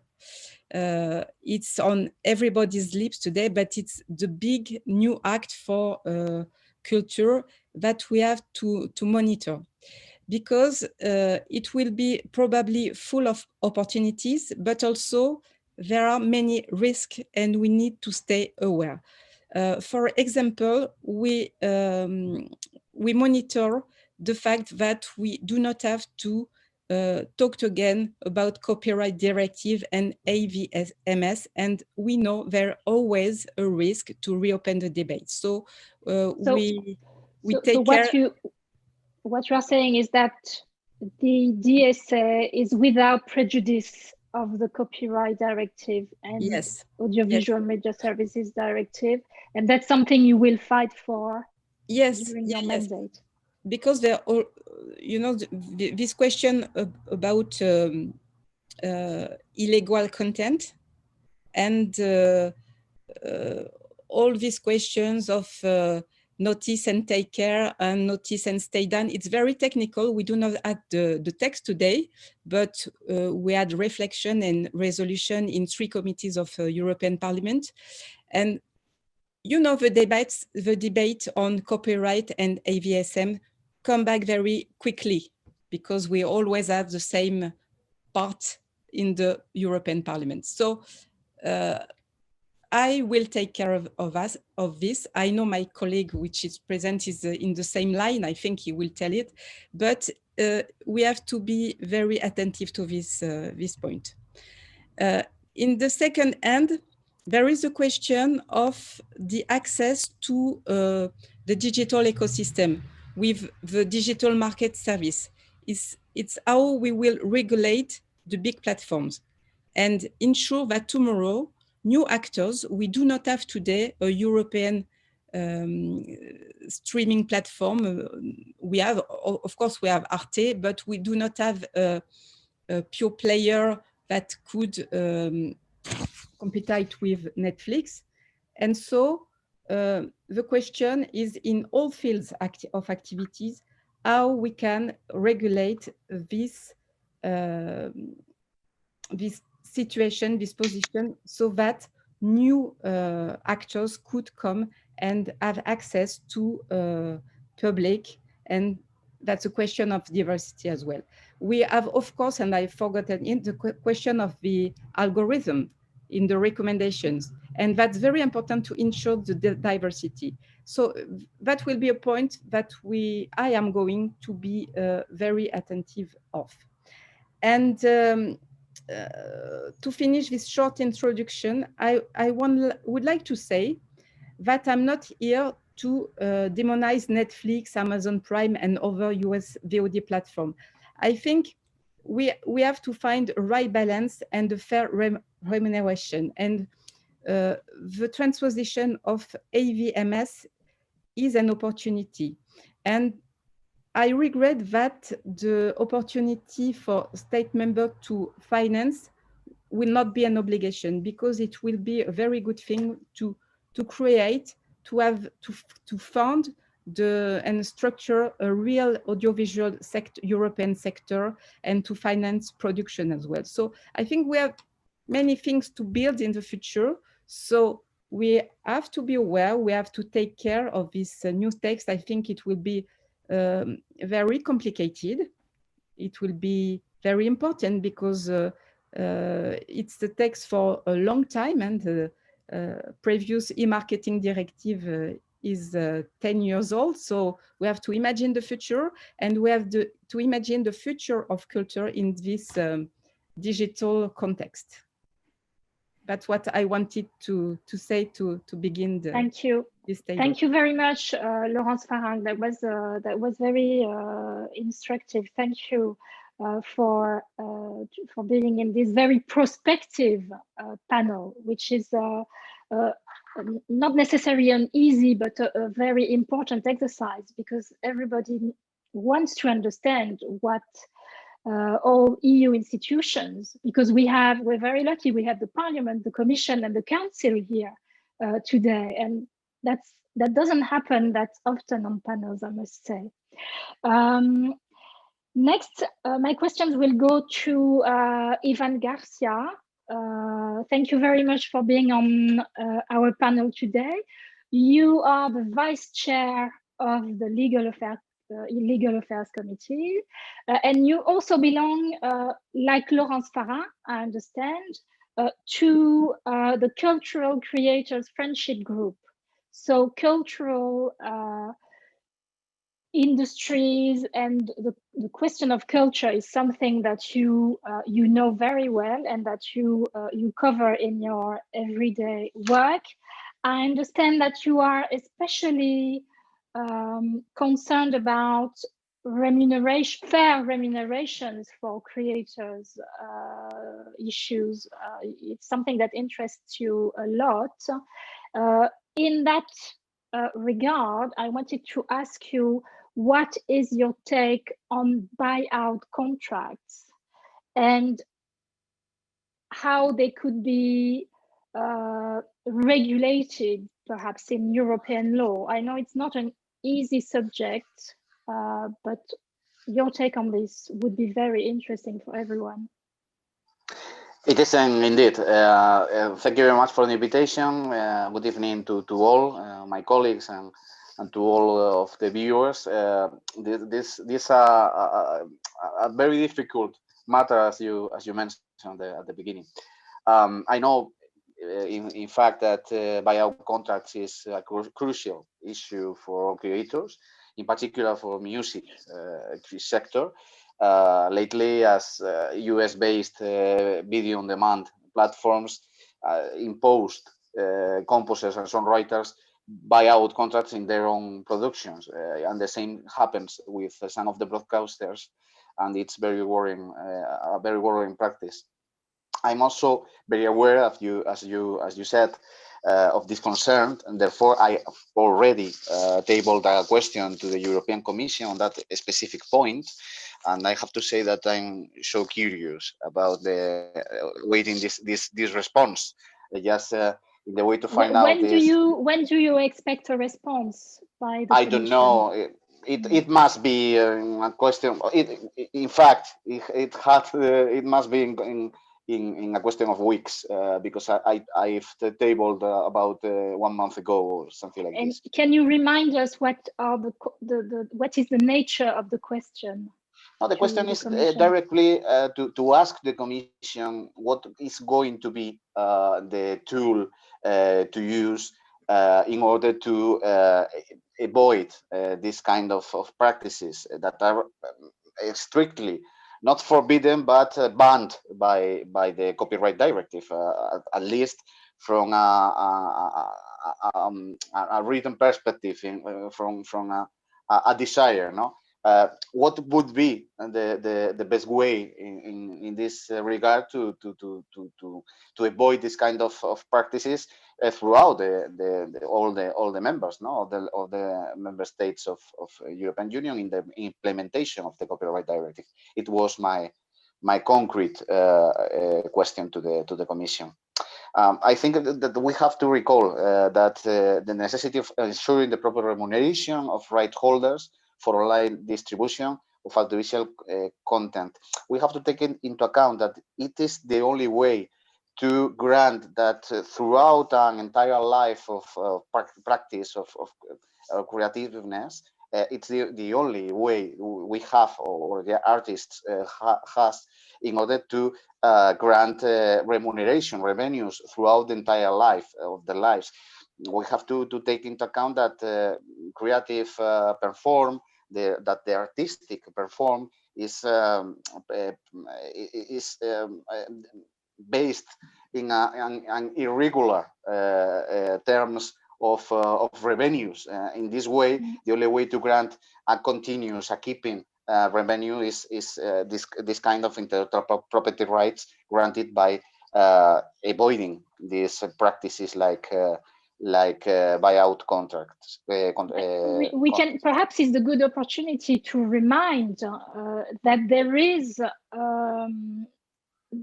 an article in the Copyright Directive on fair remuneration. But indeed, there's nothing in that Article 18, which is very important for creators.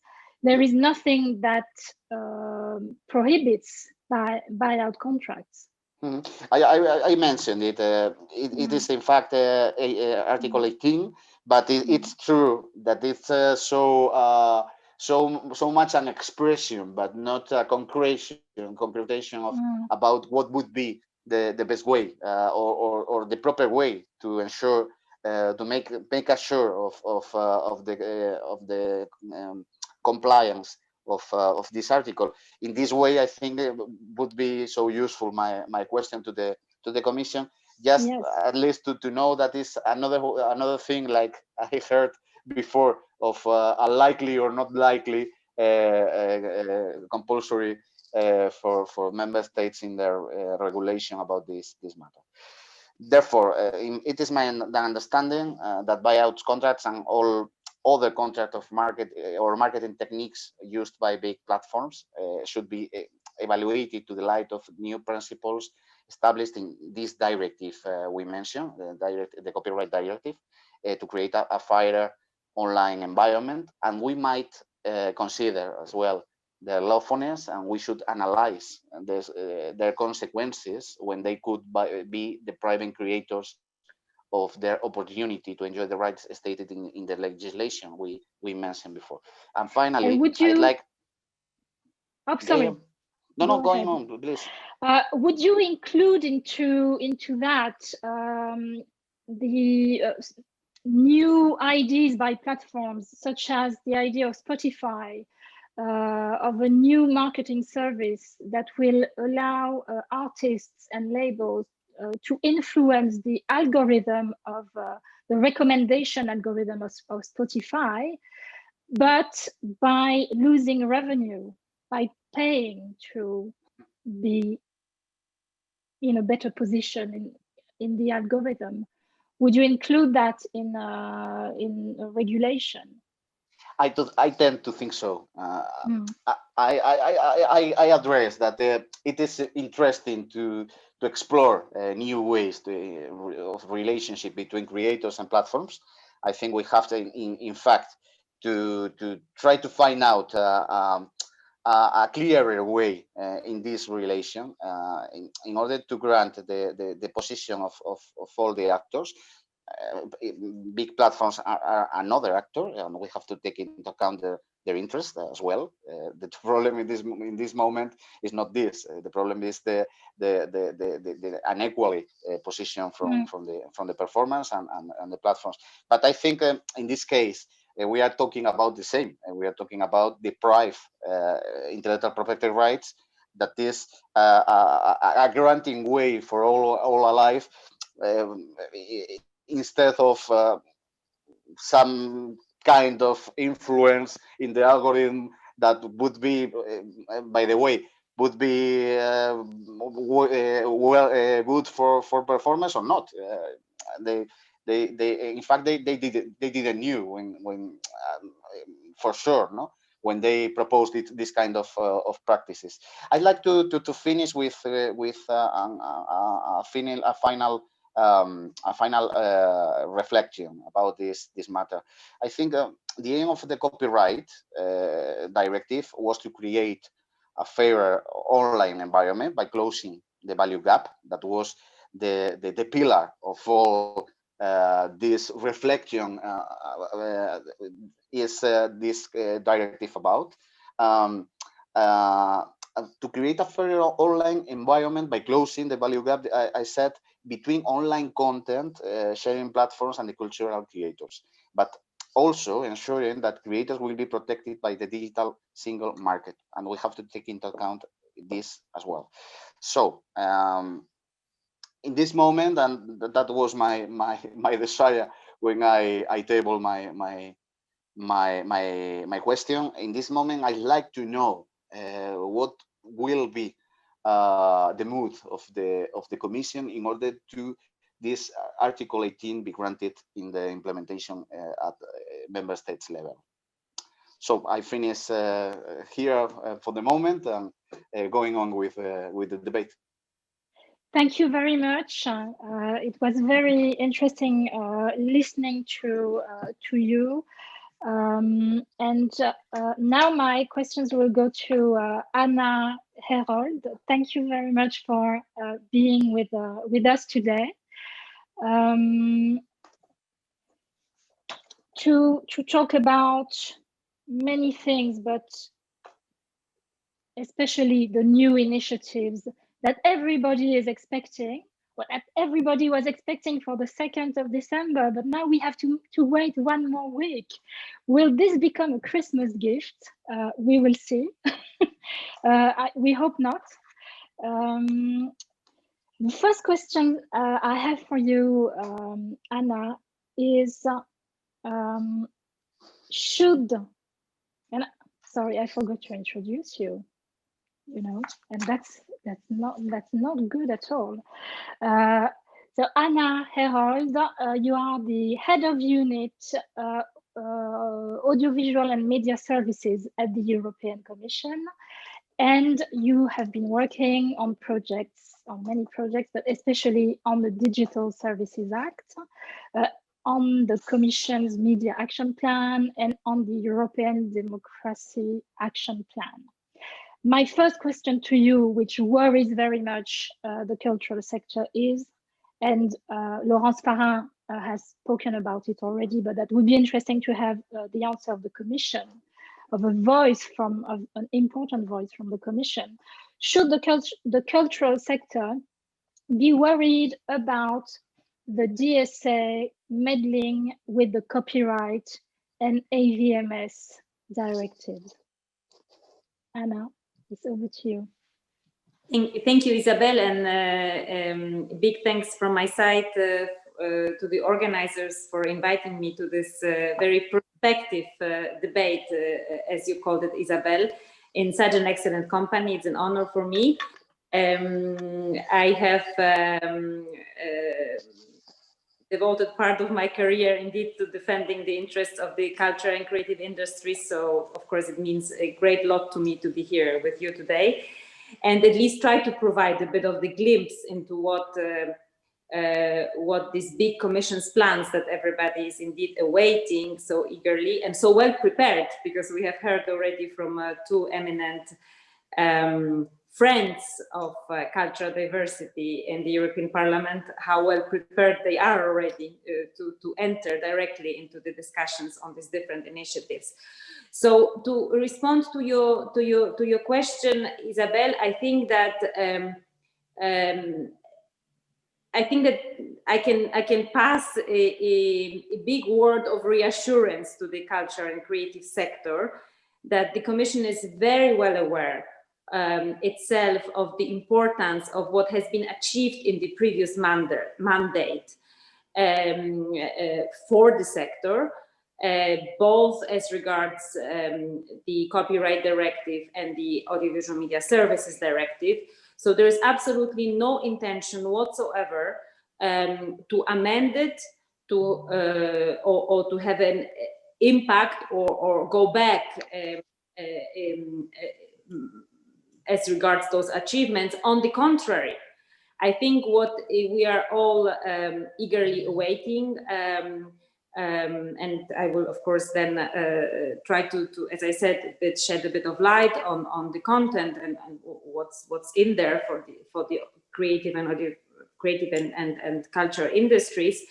But I think this is really meant to go further and help also cultural diversity, help in a way to reorganize our informational space for the sake of helping people to have greater choice, and the sector also to be able to compete better in the new regulatory environment. So a big word of reassurance, and maybe just to finish on that, what is extremely important to bear in mind is that, yes, the Commission is working. It is not directly me, but our colleagues from the Platforms Department in the Commission that work very hard on these two initiatives that were already mentioned by the previous speakers and yourself. So the Digital Services Act and the Digital Markets Act. But at the same time, we are working and trying to build on the achievement of the Copyright and ADMSD Directive, indeed, via the Media and Audiovisual Action Plan that has also been briefly mentioned. And also, it will be supported and accompanied by some actions in the to help European democracies to become more resilient in the context of the European Democracy Action Plan. And maybe just to finish on the kind of practical note, all this is due around Saint Nicolas. So maybe not for, so I think no worries that we will get it, you know, as a Christmas present, but I think we will get it as a Saint Nicolas present, depending on the different traditions, you know, in the member states. You know, kids get present in different dates in December or even in January in some countries.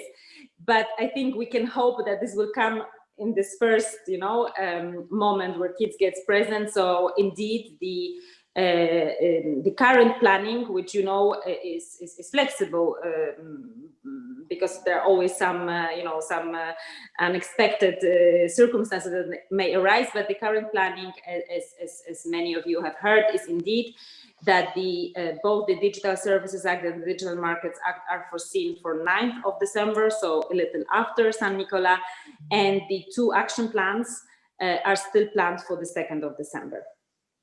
Thank you very much. I must say, as a Belgian, I had presents both for Saint Nicolas and for Christmas. So I've been exceedingly lucky. Well, then my next question was in your first answer, actually. What can you, if you can shed any light, because obviously it's very delicate, as you cannot say everything, but can you shed any light about what could be in the new initiatives from the European Commission, what could be in there for the creative industries? I'll try. Of course, as you know, take it with a pinch of salt, because many of the details are being defined as we speak. And as I said, I have been contributing with my team to many of the ideas that will be put forward in the Media Action Plan and the European Democracy Action Plan. And we have been in a dialogue with colleagues working on these 2 big initiatives, legislative initiatives, that are on everybody's lips, the DSA and the DMA. So of course, as I said, I don't have probably, you know, the same amount of information on all of these, but certainly enough to share with you, maybe to show a bit of direction of travel, you know. So what can the creative sector actually hope for? So I think we have already said very clearly, and this will continue being ensured in the discussions in the European Parliament, that what has been achieved will not be put into question.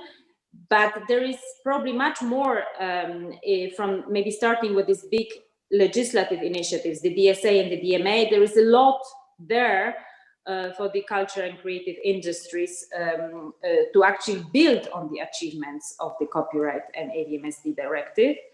Maybe starting with the DSA, I think it is clear for everyone how ambitious my commissioner is.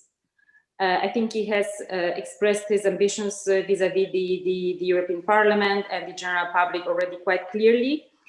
I'm very happy that, you know, that this event, you know, took over an expression that in a way he coined, you know, too big to care. So I think he is extremely conscious of the need to, as he himself describes it, reorganize the informational space online.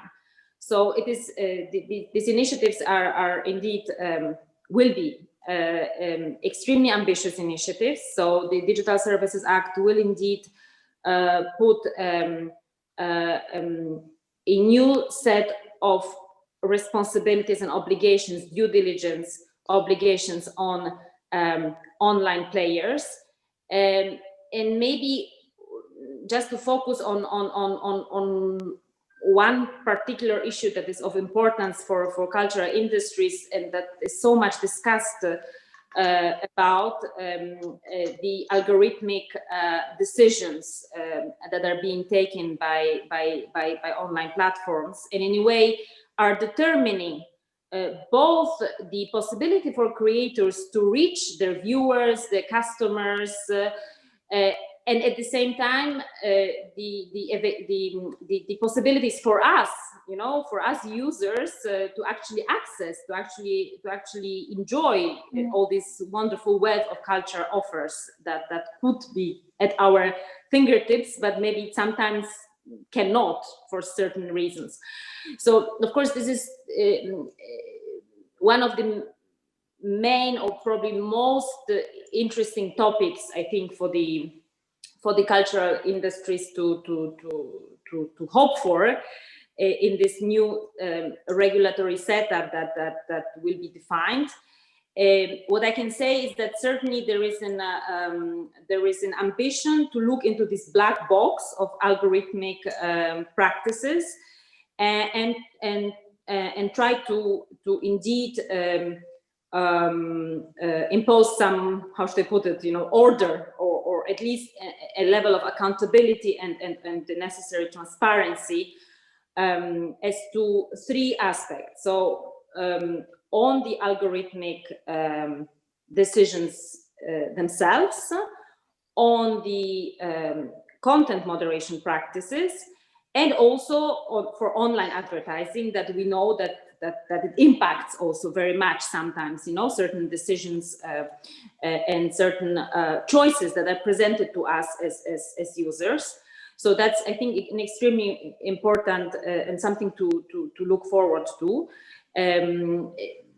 The whole aim is, in a way, to empower users, that we know we have all the information in order to make informed choices. So I think that's something very, very good and positive. Then looking at let's say, more the market relationships, there is this question of relationship between different businesses, including creative industries and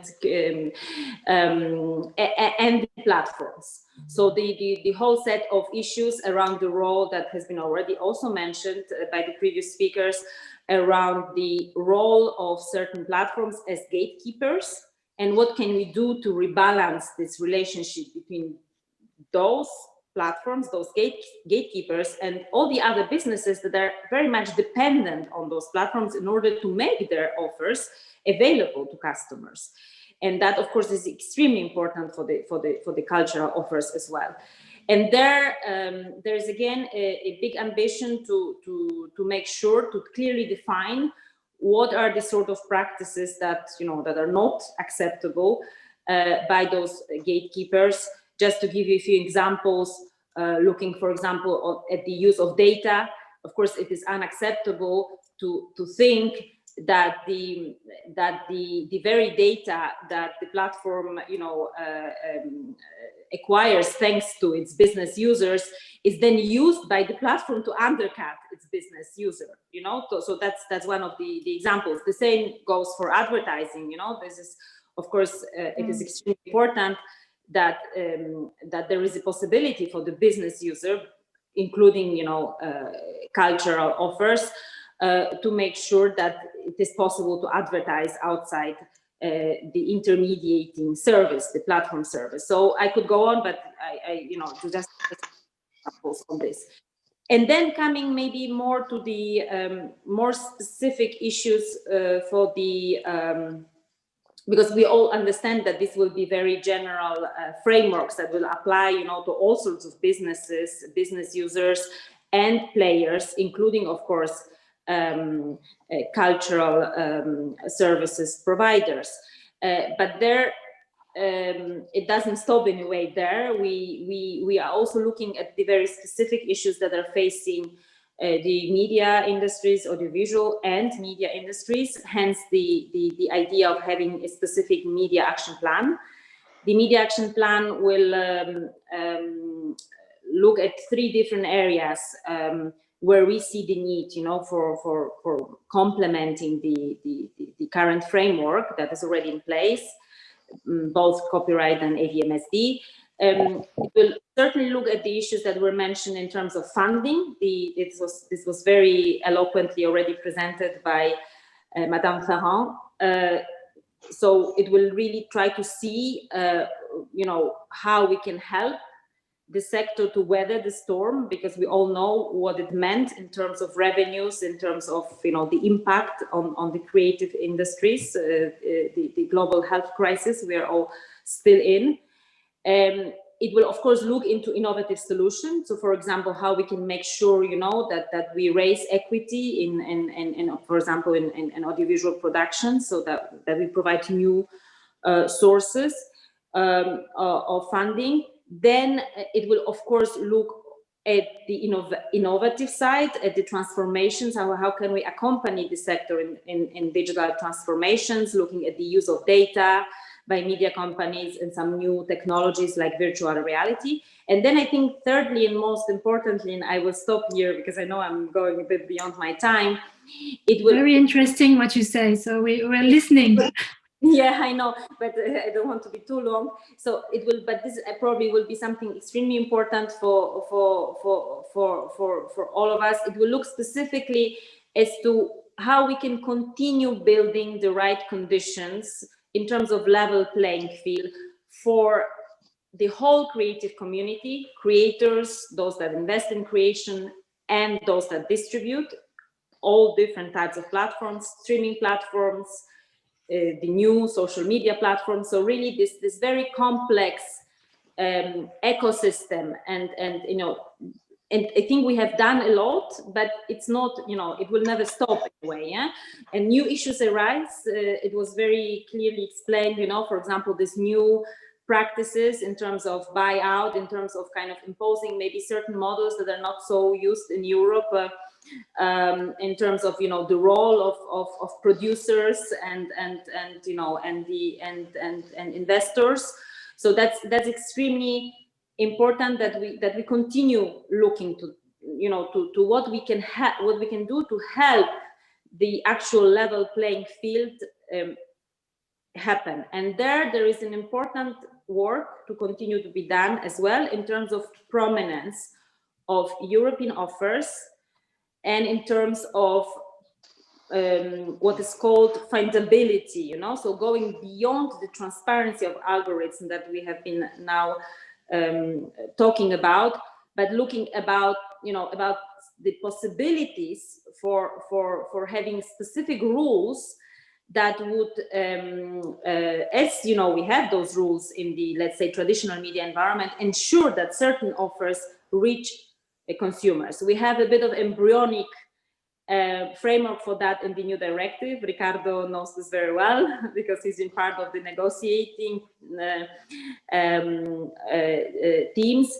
And there are interesting discussions in the Council that continue, how we can make sure that these rules on findability, prominence of general interest content, that now the directive in a way recognizes the possibility for member states to have such rules, how we can sort of, continue and foster a European approach in this respect. So I will stop here because I know it's a lot of information and it might still seem very confusing, but I am absolutely sure that you are in the best hands because you have the best advocates in Parliament to take it forward. Maybe I just have one follow-up question, because you talked about the question of prominence. The notion of prominence is used in the AVMS directive in Article 7A, and that states that member states may take measures to ensure the appropriate prominence of audiovisual media services of general interest. I know you cannot say much about that, but could it be that prominence, instead of being may take measures, will become a must take measures in the future?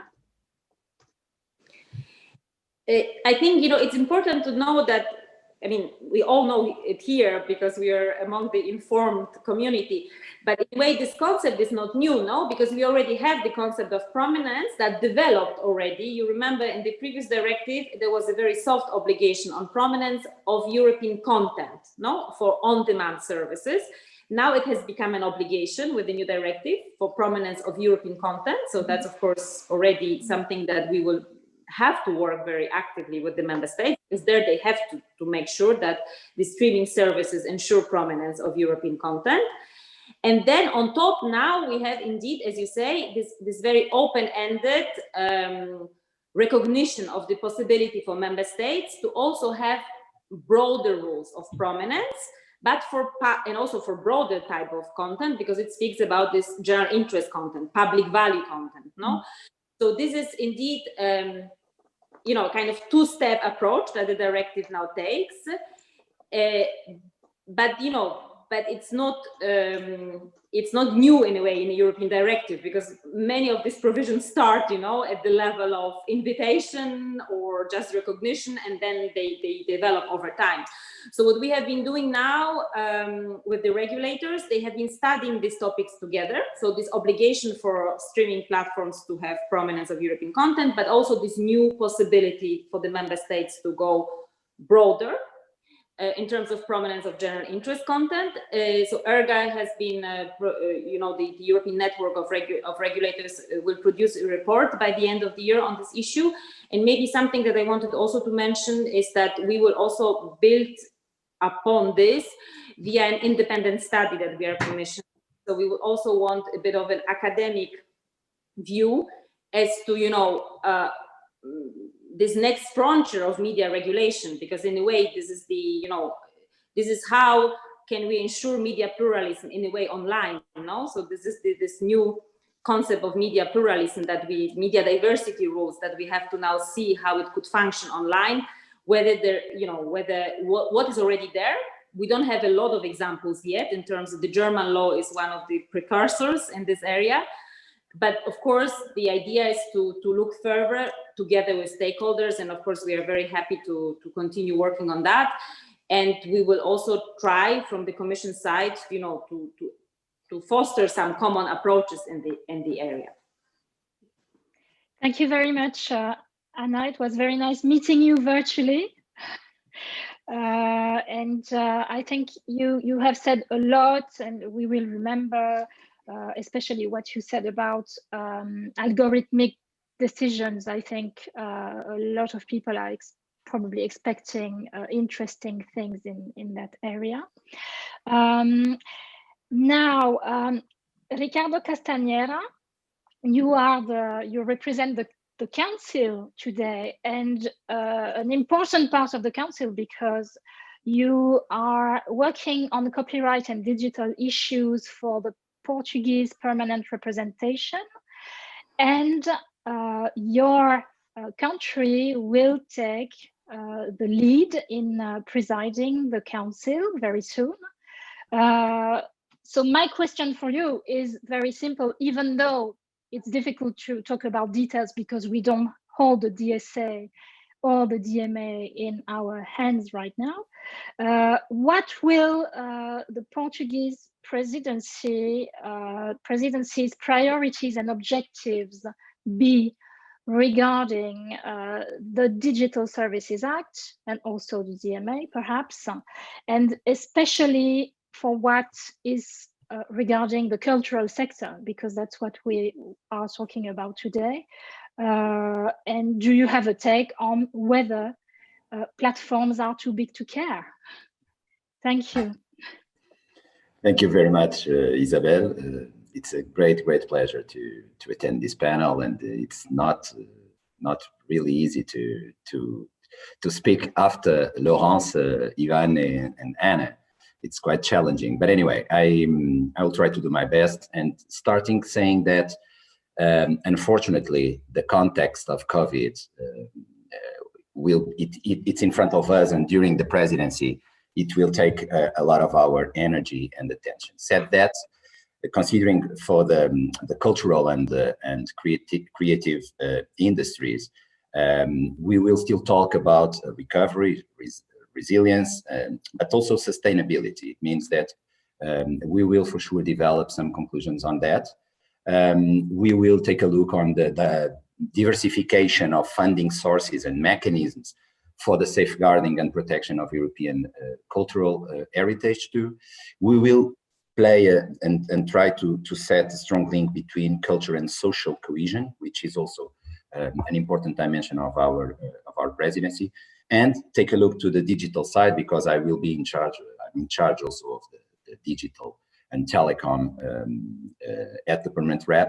We're going to have a lot on our plate, as you can imagine, because it's not just about the DSA, DMA, it's also about Data Governance Act, artificial intelligence, all the discussions around 5G, roaming, etc. It means it's a lot, which is good, which will give us an opportunity as country to say something and at least help the Commission and the Parliament leading the way. On the DSA specifically, and going to your question, I would say that first of all, we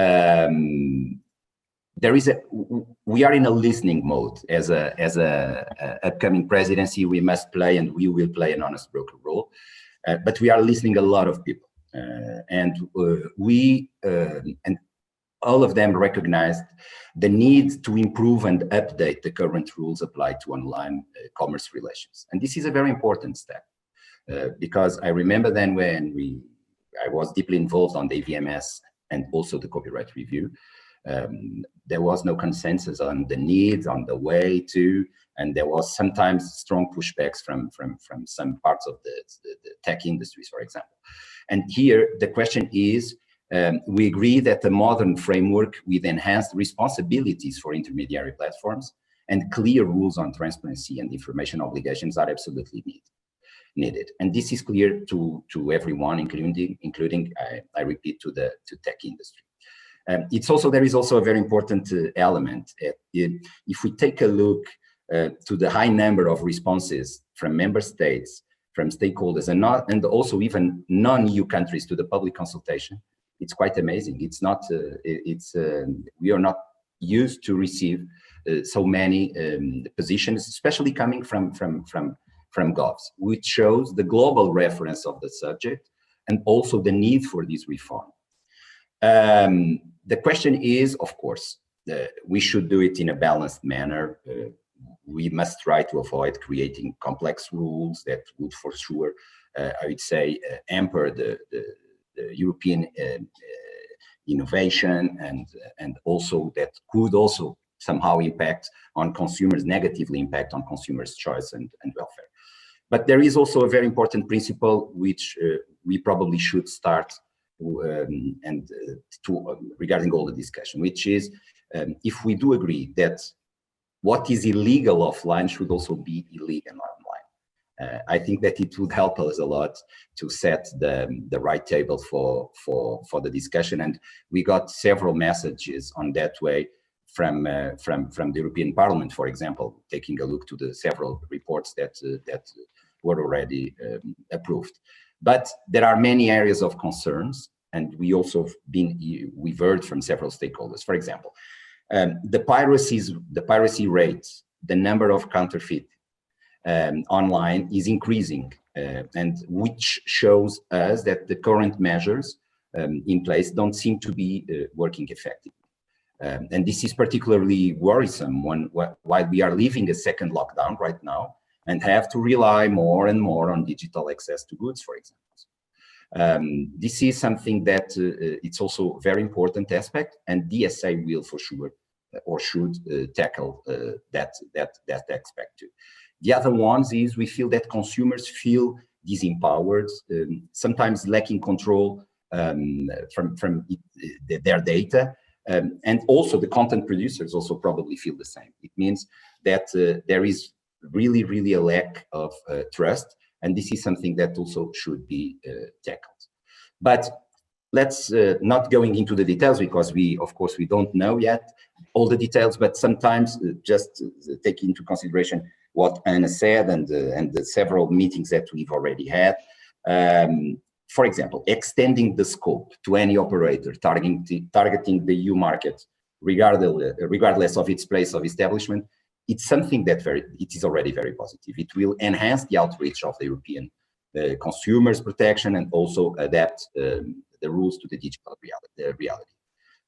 Second, it's important also that the legislator should address both the liability and the responsibilities because of the nature of the online platforms. It means that we are dealing with digital platforms that effectively function as public spaces. They have so much power. They are so vast. They mediate so much of our social and commercial and also creative relations that it's more than reasonable to ask more responsibilities from them.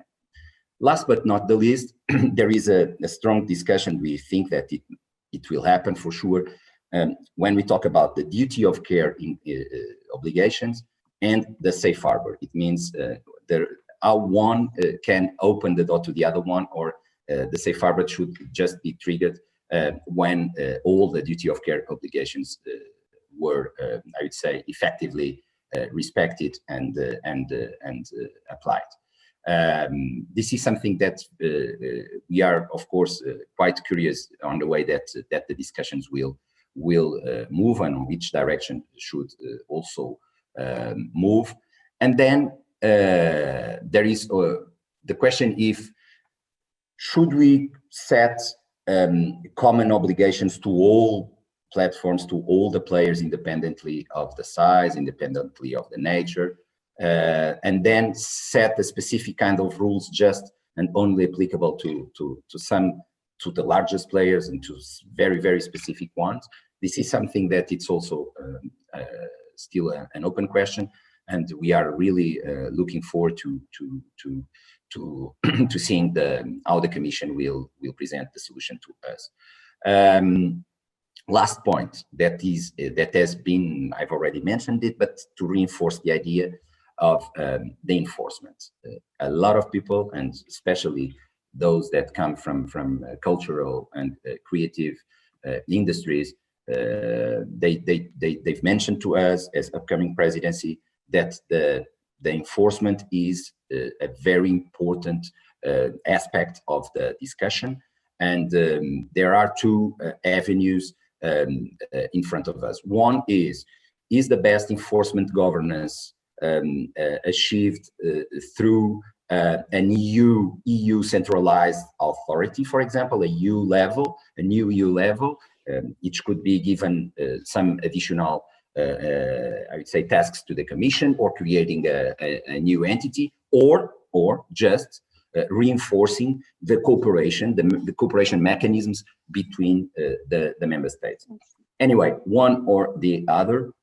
One question is absolutely, we don't have any doubts, is we must do something else to enforce the rules and of course make it more effective than it is nowadays. I would stop here, Isabelle, as a comment. Well, thank you very much. We note that you underline the momentum for putting together a platform responsibility, and indeed it hasn't always been like this, and it seems even to be an international momentum.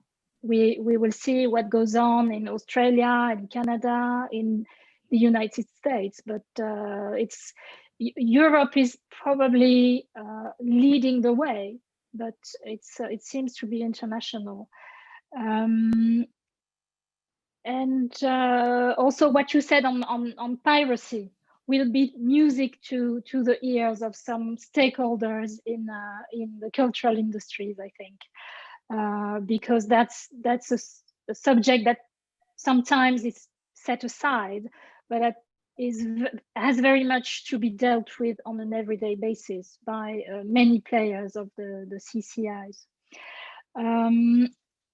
Now, Jean-Nöel, you will conclude this panel and the event, as it's right, because you are the president of the organizer, GESAC.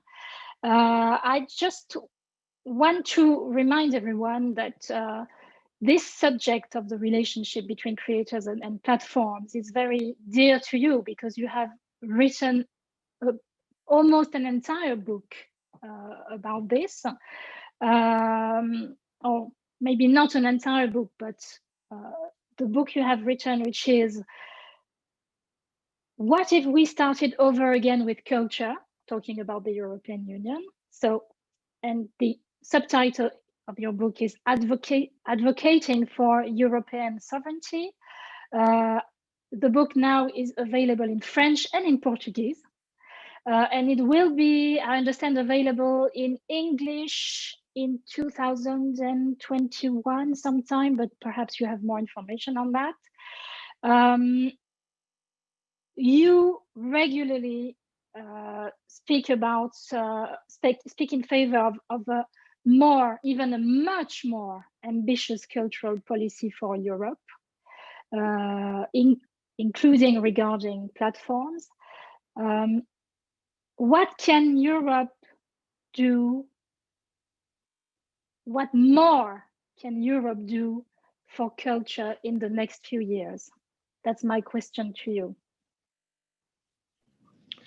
Thank you very much, Isabelle. Can you hear me well?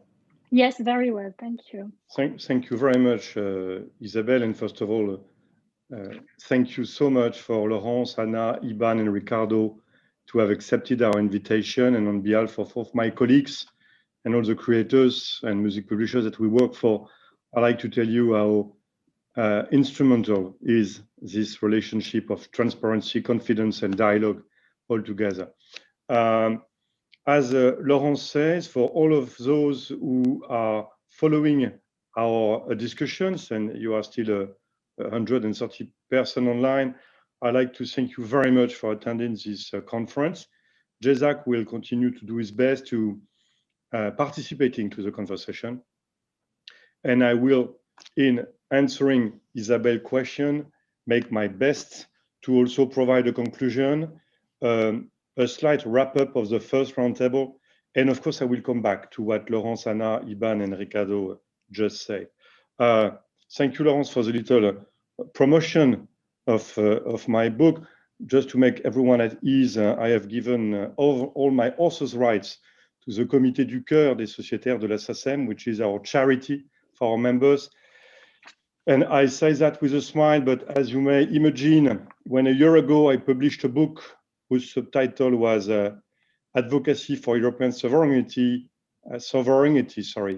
I could not imagine how to the point I was, and by giving away my author's rights as an author now, I could not imagine how much the Comité du Cœur des membres de la SACEM would be solicited, because like all other CMOs, we have been launching urgency action plans to save, and I use the word to save, thousands of our members who are just close to be homeless. And that's my first message to all of you. The difference between most of our creators and all of us is that these are the entrepreneurs of Europe, but they are taking the real risk, because many entrepreneurs in Europe, they have salaries. They receive monthly payment, but the people I work for, they don't. They have no idea of how much they will receive in what quarter.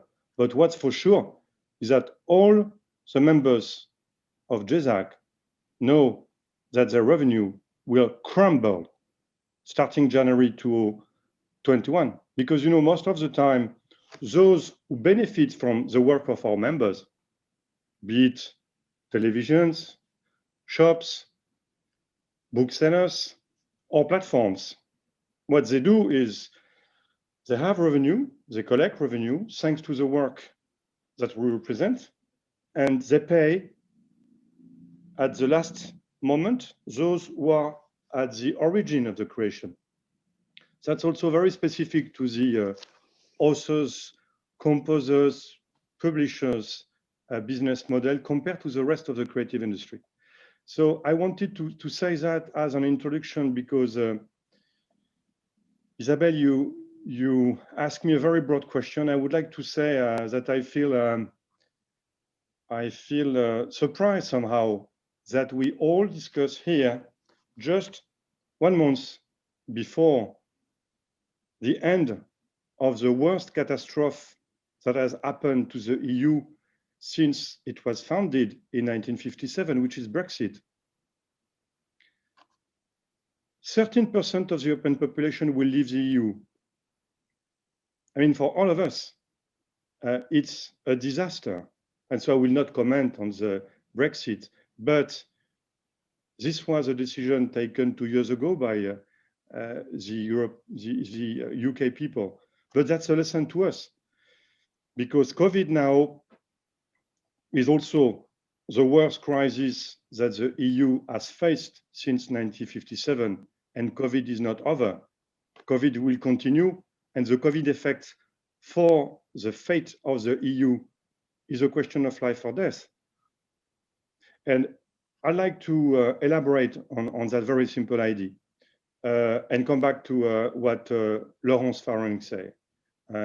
I want really to convey on behalf of all our members how reconnaissant we are for what you have achieved at the European Parliament. And I know this was really a battle with MEPs from all political sides working together to deliver this wonderful message, which is a huge majority of MEPs says to the member states and to the Commission, we need more money.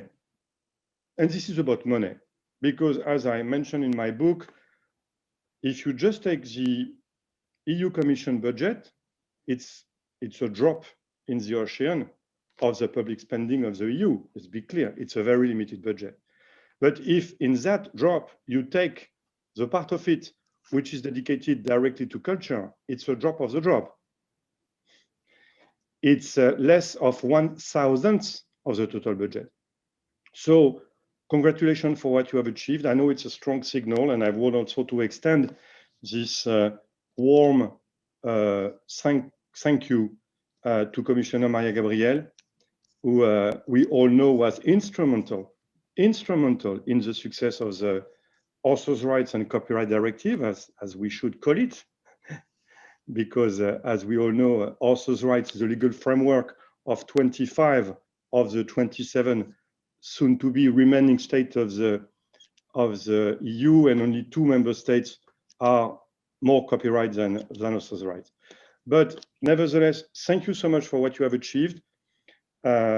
By the way, I would also like to elaborate on what Laurence says regarding the platforms and what Anna, Iban, and Ricardo, you said. The title of this roundtable is very important: relationship. All of those who are using the works of our members to create value for us, for the head of the CMOs, for our employees, they are partners, not opponents. And collective management is one of the ways to make their lives simpler, to, by the way, collect more money, because all of these users of our contents are collecting money. And our role is to make the market smoother and easier. And to that respect, I'd like also to echo, or maybe come back to what Mr. Abbamonte said in the previous roundtable. About GESAC, he speaks about collecting societies. Let me just remind everyone that in English, CMO means collective, not collecting, because everyone is here to collect. But we are somehow different from the rest of the business models within the creative industries, which is that we are part of the European social economy. All the members of GESAC are non-profit organizations. And thanks to the CRM directive, we are now much more efficient, fully regulated with an equal playing field at the EU level. And this is a transparency report that we all publish every year. By the way, we are the only one in the world to have this obligation. Our colleagues of CMOs in the US, in Japan, in Russia, have no obligation on that. So we are much more transparent than anyone. But on top of being efficient, transparent, the new generation of this model is now there, and this is in the EU. But on top of that, we are, I would insist, part of the social economy. And I was very sensitive to, Ricardo, what you said regarding the Portuguese presidency priorities. Social cohesion will be key. And we are part of that. We are part of that because, as I was explaining, all CMOs today have put in place schemes to directly contribute to helping their members, even though, because we are non-profit, our revenues are crumbling. And because we are totally transparent and financed by our members, when our revenues are crumbling, the financing of our costs, be it employees and jobs or innovation and IT, because we innovate a lot, we invest a lot in IT, we are at the core of the digital economy, we CMOs, we are at the core of the big data economy. Just to give you an example, SACEM is processing approximately 10,000 billion data every year. We were processing only 5 million data in 1995. So in this environment, I'd like also to echo this second message. The CMOs are really part of the solution to what we need to develop, which is a more cohesive European Union in this time of crisis.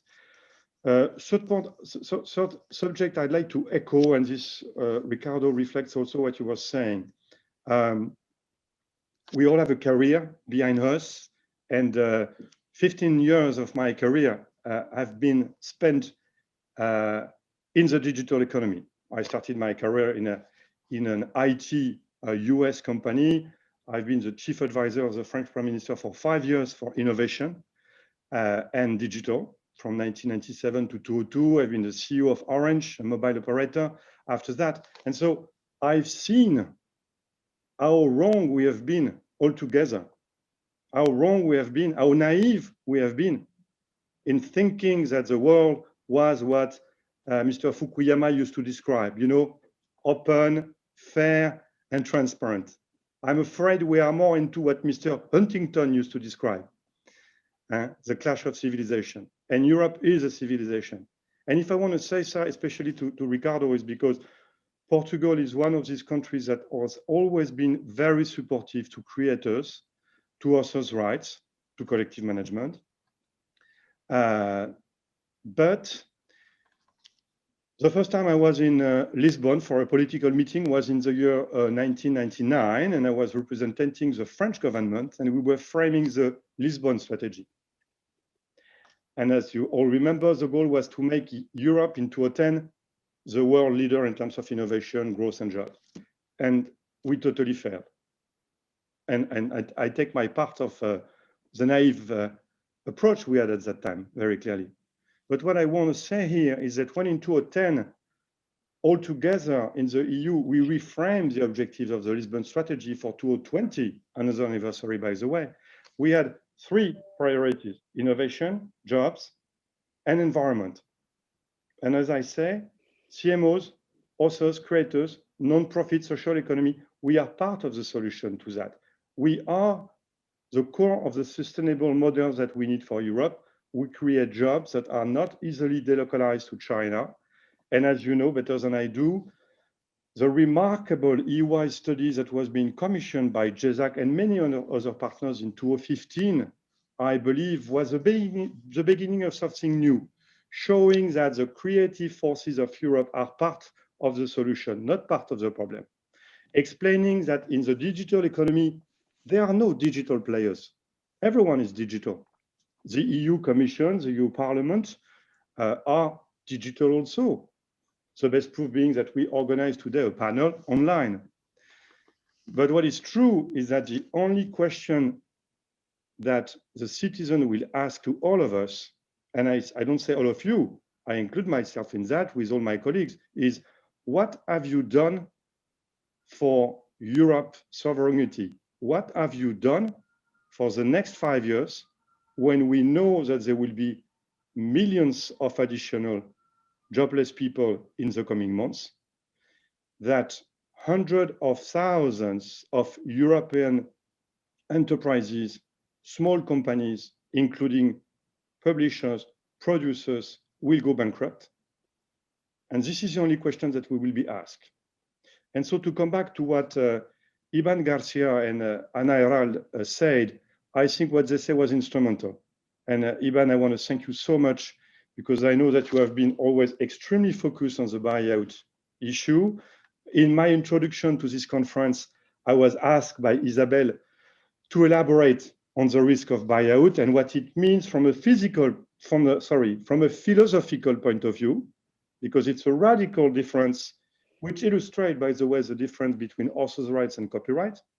One being really focused on the authors, on the people who create, and who is the more fragile part of the creative wheel, and copyright who's more focused on the work, on the business part of it, which is perfectly fair, but it's not exactly the same philosophy. So yes, Iban, you're absolutely right.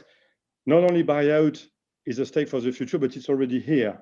And I can tell you on behalf of all of my colleagues that you will not find one CMO in Europe who does not have hundreds of examples of songwriters, book writers, directors, scriptwriters who have been already offered, I quote, offered a buyout contract. That's really a key priority, in our opinion, for your next agenda. When I say thank you, I would like Anna to say a double thank you, because the Creative Europe budgets have been drastically increased, and that's a remarkable achievement. And even if we are all frustrated to not have more, I think we have to acknowledge that Europe is a continent where the biggest support has been provided in the COVID crisis environment to the economy, to the society, including the creative industry. So it is important for you to hear what I'm saying here. Being responsible as we are as GESAC is also part of being able to say thank you when something is done. So really thank you for that. When it comes to also comments that have been made, I just like to make one wrap up of the first roundtable. Basically, the message was very clear last year through the European Copyright Directive, but also through the two other instrumental directives, AVR and cable satellites. We have put in place a framework. Let's make sure that we deliver the results. And the previous table, as you know, roundtable was entirely dedicated to Article 17. Together with the RGPD in English, the Règlement on Privacy, it's probably the major achievement of the EU with a kind of worldwide echo of the last 5 years. And so we can all together be proud of that. Let's be sure that it delivers its actual results. And the four of you have been very explicit on that, and you can count on our support and our ongoing insisting to make sure that the democratic will of the people of Europe that the European Parliament represent together with the governments will be fully in place in a few months. When I come back to what you have been saying, most of you, I would also like to once again convey an information to you and to all attendants, which is as GESAC has commissioned, together with a coalition of partners of the Creative Forces of Europe, a study commissioned by EY that will be released in January, where we will make an assessment of the overall impact of the COVID crisis on the creative industries of the EU. And I hope it will help all of you, the Portuguese presidency, of course, the European Commission, and of course, the European Parliament, to have the figures, the numbers that we all know you need in order to deliver the hopes we place in your collective action. Having said that, I would like to come back to one of the topics that you discussed during this roundtable, which is what kind of regulation do we need?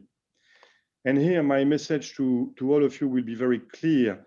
it happens that GESAC had its General Assembly this morning. And at the previous GESAC General Assembly, we were very pleased to welcome Commissioner Maria Gabriel. And by the way, we are very impatient to have at last a meeting with Commissioner Breton that we have been asking repeatedly. I know Commissioner Breton is very concerned about too big to care. I hope we are not too little to care. And I say that with a kind of clin d'oeil, as we say in French, because I have known Commissioner Breton in my life twice. Once when I was a chief advisor of the French government on IT, when Commissioner Breton was head of Thomson Multimedia. And he was a member of our Prime Minister IT Advisory Committee. And I know his vision for innovation and growth. And when I joined Orange, Commissioner Breton at that time had become our CEO. He is the one who really had a vision on the need of an industrial strategy for Europe. And unfortunately, at that time, Thierry Breton's vision was not that much followed at the European Commission level and European Parliament level, if I may. And so we made a lot of good decisions in terms of making consumers happy. We destroyed thousands and hundreds of thousands of jobs in the telecommunication industries of Europe. And so together we have consumers who are very happy to have the cheapest price on earth to access and surf the internet or use a mobile phone. But more and more of these consumers are becoming unhappy, jobless.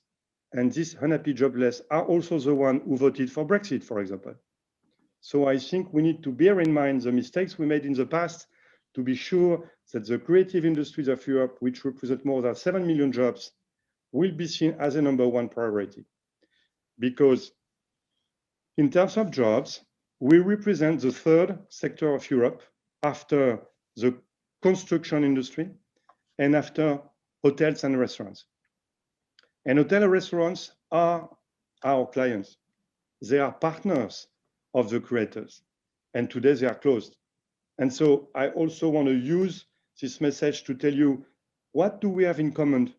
The tourist industry, the hotel and restaurants, and the CMOs. Our jobs are not easily to delocalize. We represent the values of Europe. We represent its worldwide leadership. And this is what is at stake. So when it comes to the regulations that you will frame, I think the EU Commission agenda has the right priorities in place, but as we say this morning during GESAC General Assembly, the #1 topic is to make sure that the next wave of regulation addresses the right issues. And the issues are the one you all mentioned, not only buyout, but also the need to have a fair and transparent regulation for platforms. This is not only about Article 17, this is about algorithm, and this is about cultural diversity. The AVMR directive is the first demonstration that those who said that because it is digital, because it is internet, it cannot be regulated were wrong. And here the EU has sent a message to the rest of the world and to its citizens and to its creator.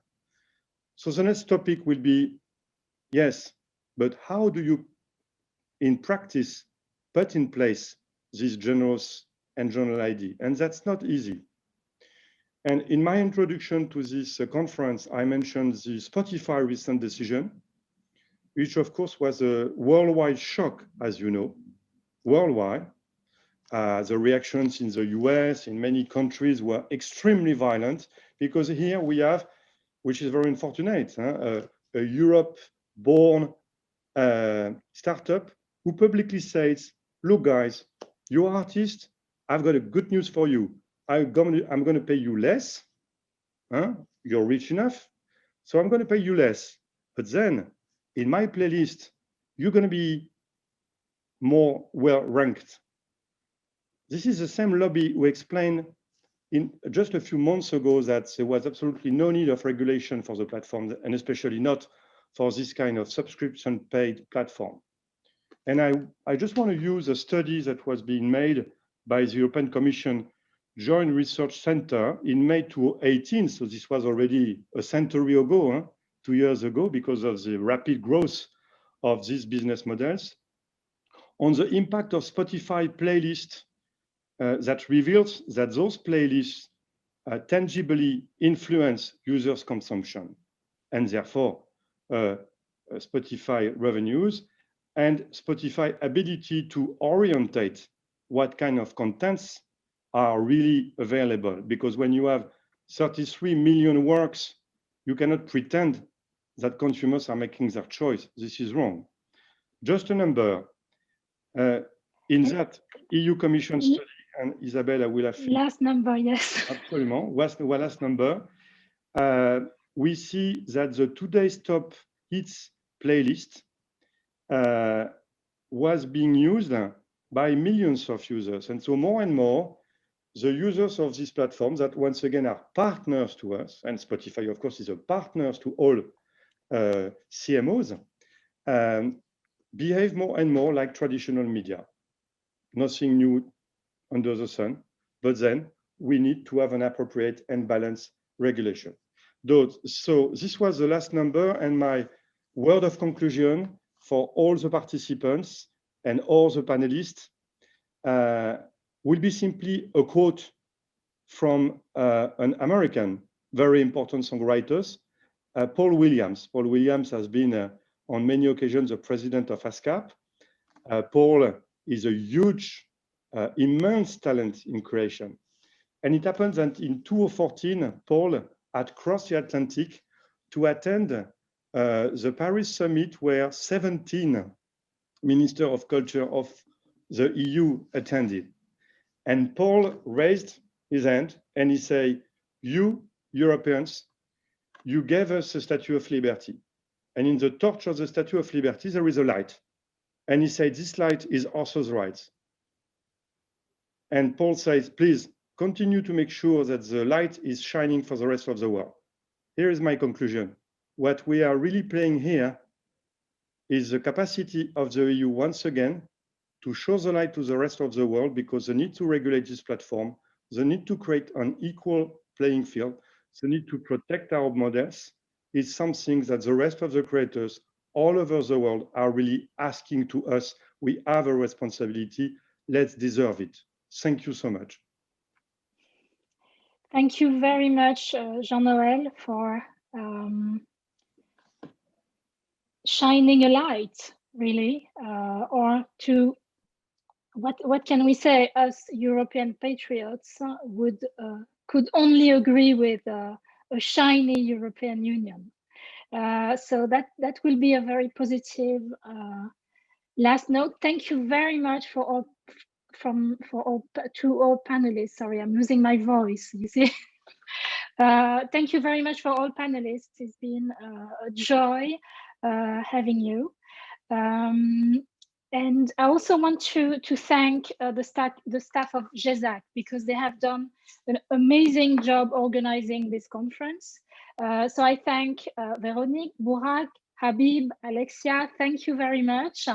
And well, let's see what goes on in 2021. I hope not too many bad news, but obviously we will be following the reports that GESAC will be publishing, probably with some sad news about the effects of the coronavirus crisis on the cultural industries. And we are very much looking forward to Saint Nicolas and all the presents that the Commission will give us then. Thank you very much to all of you.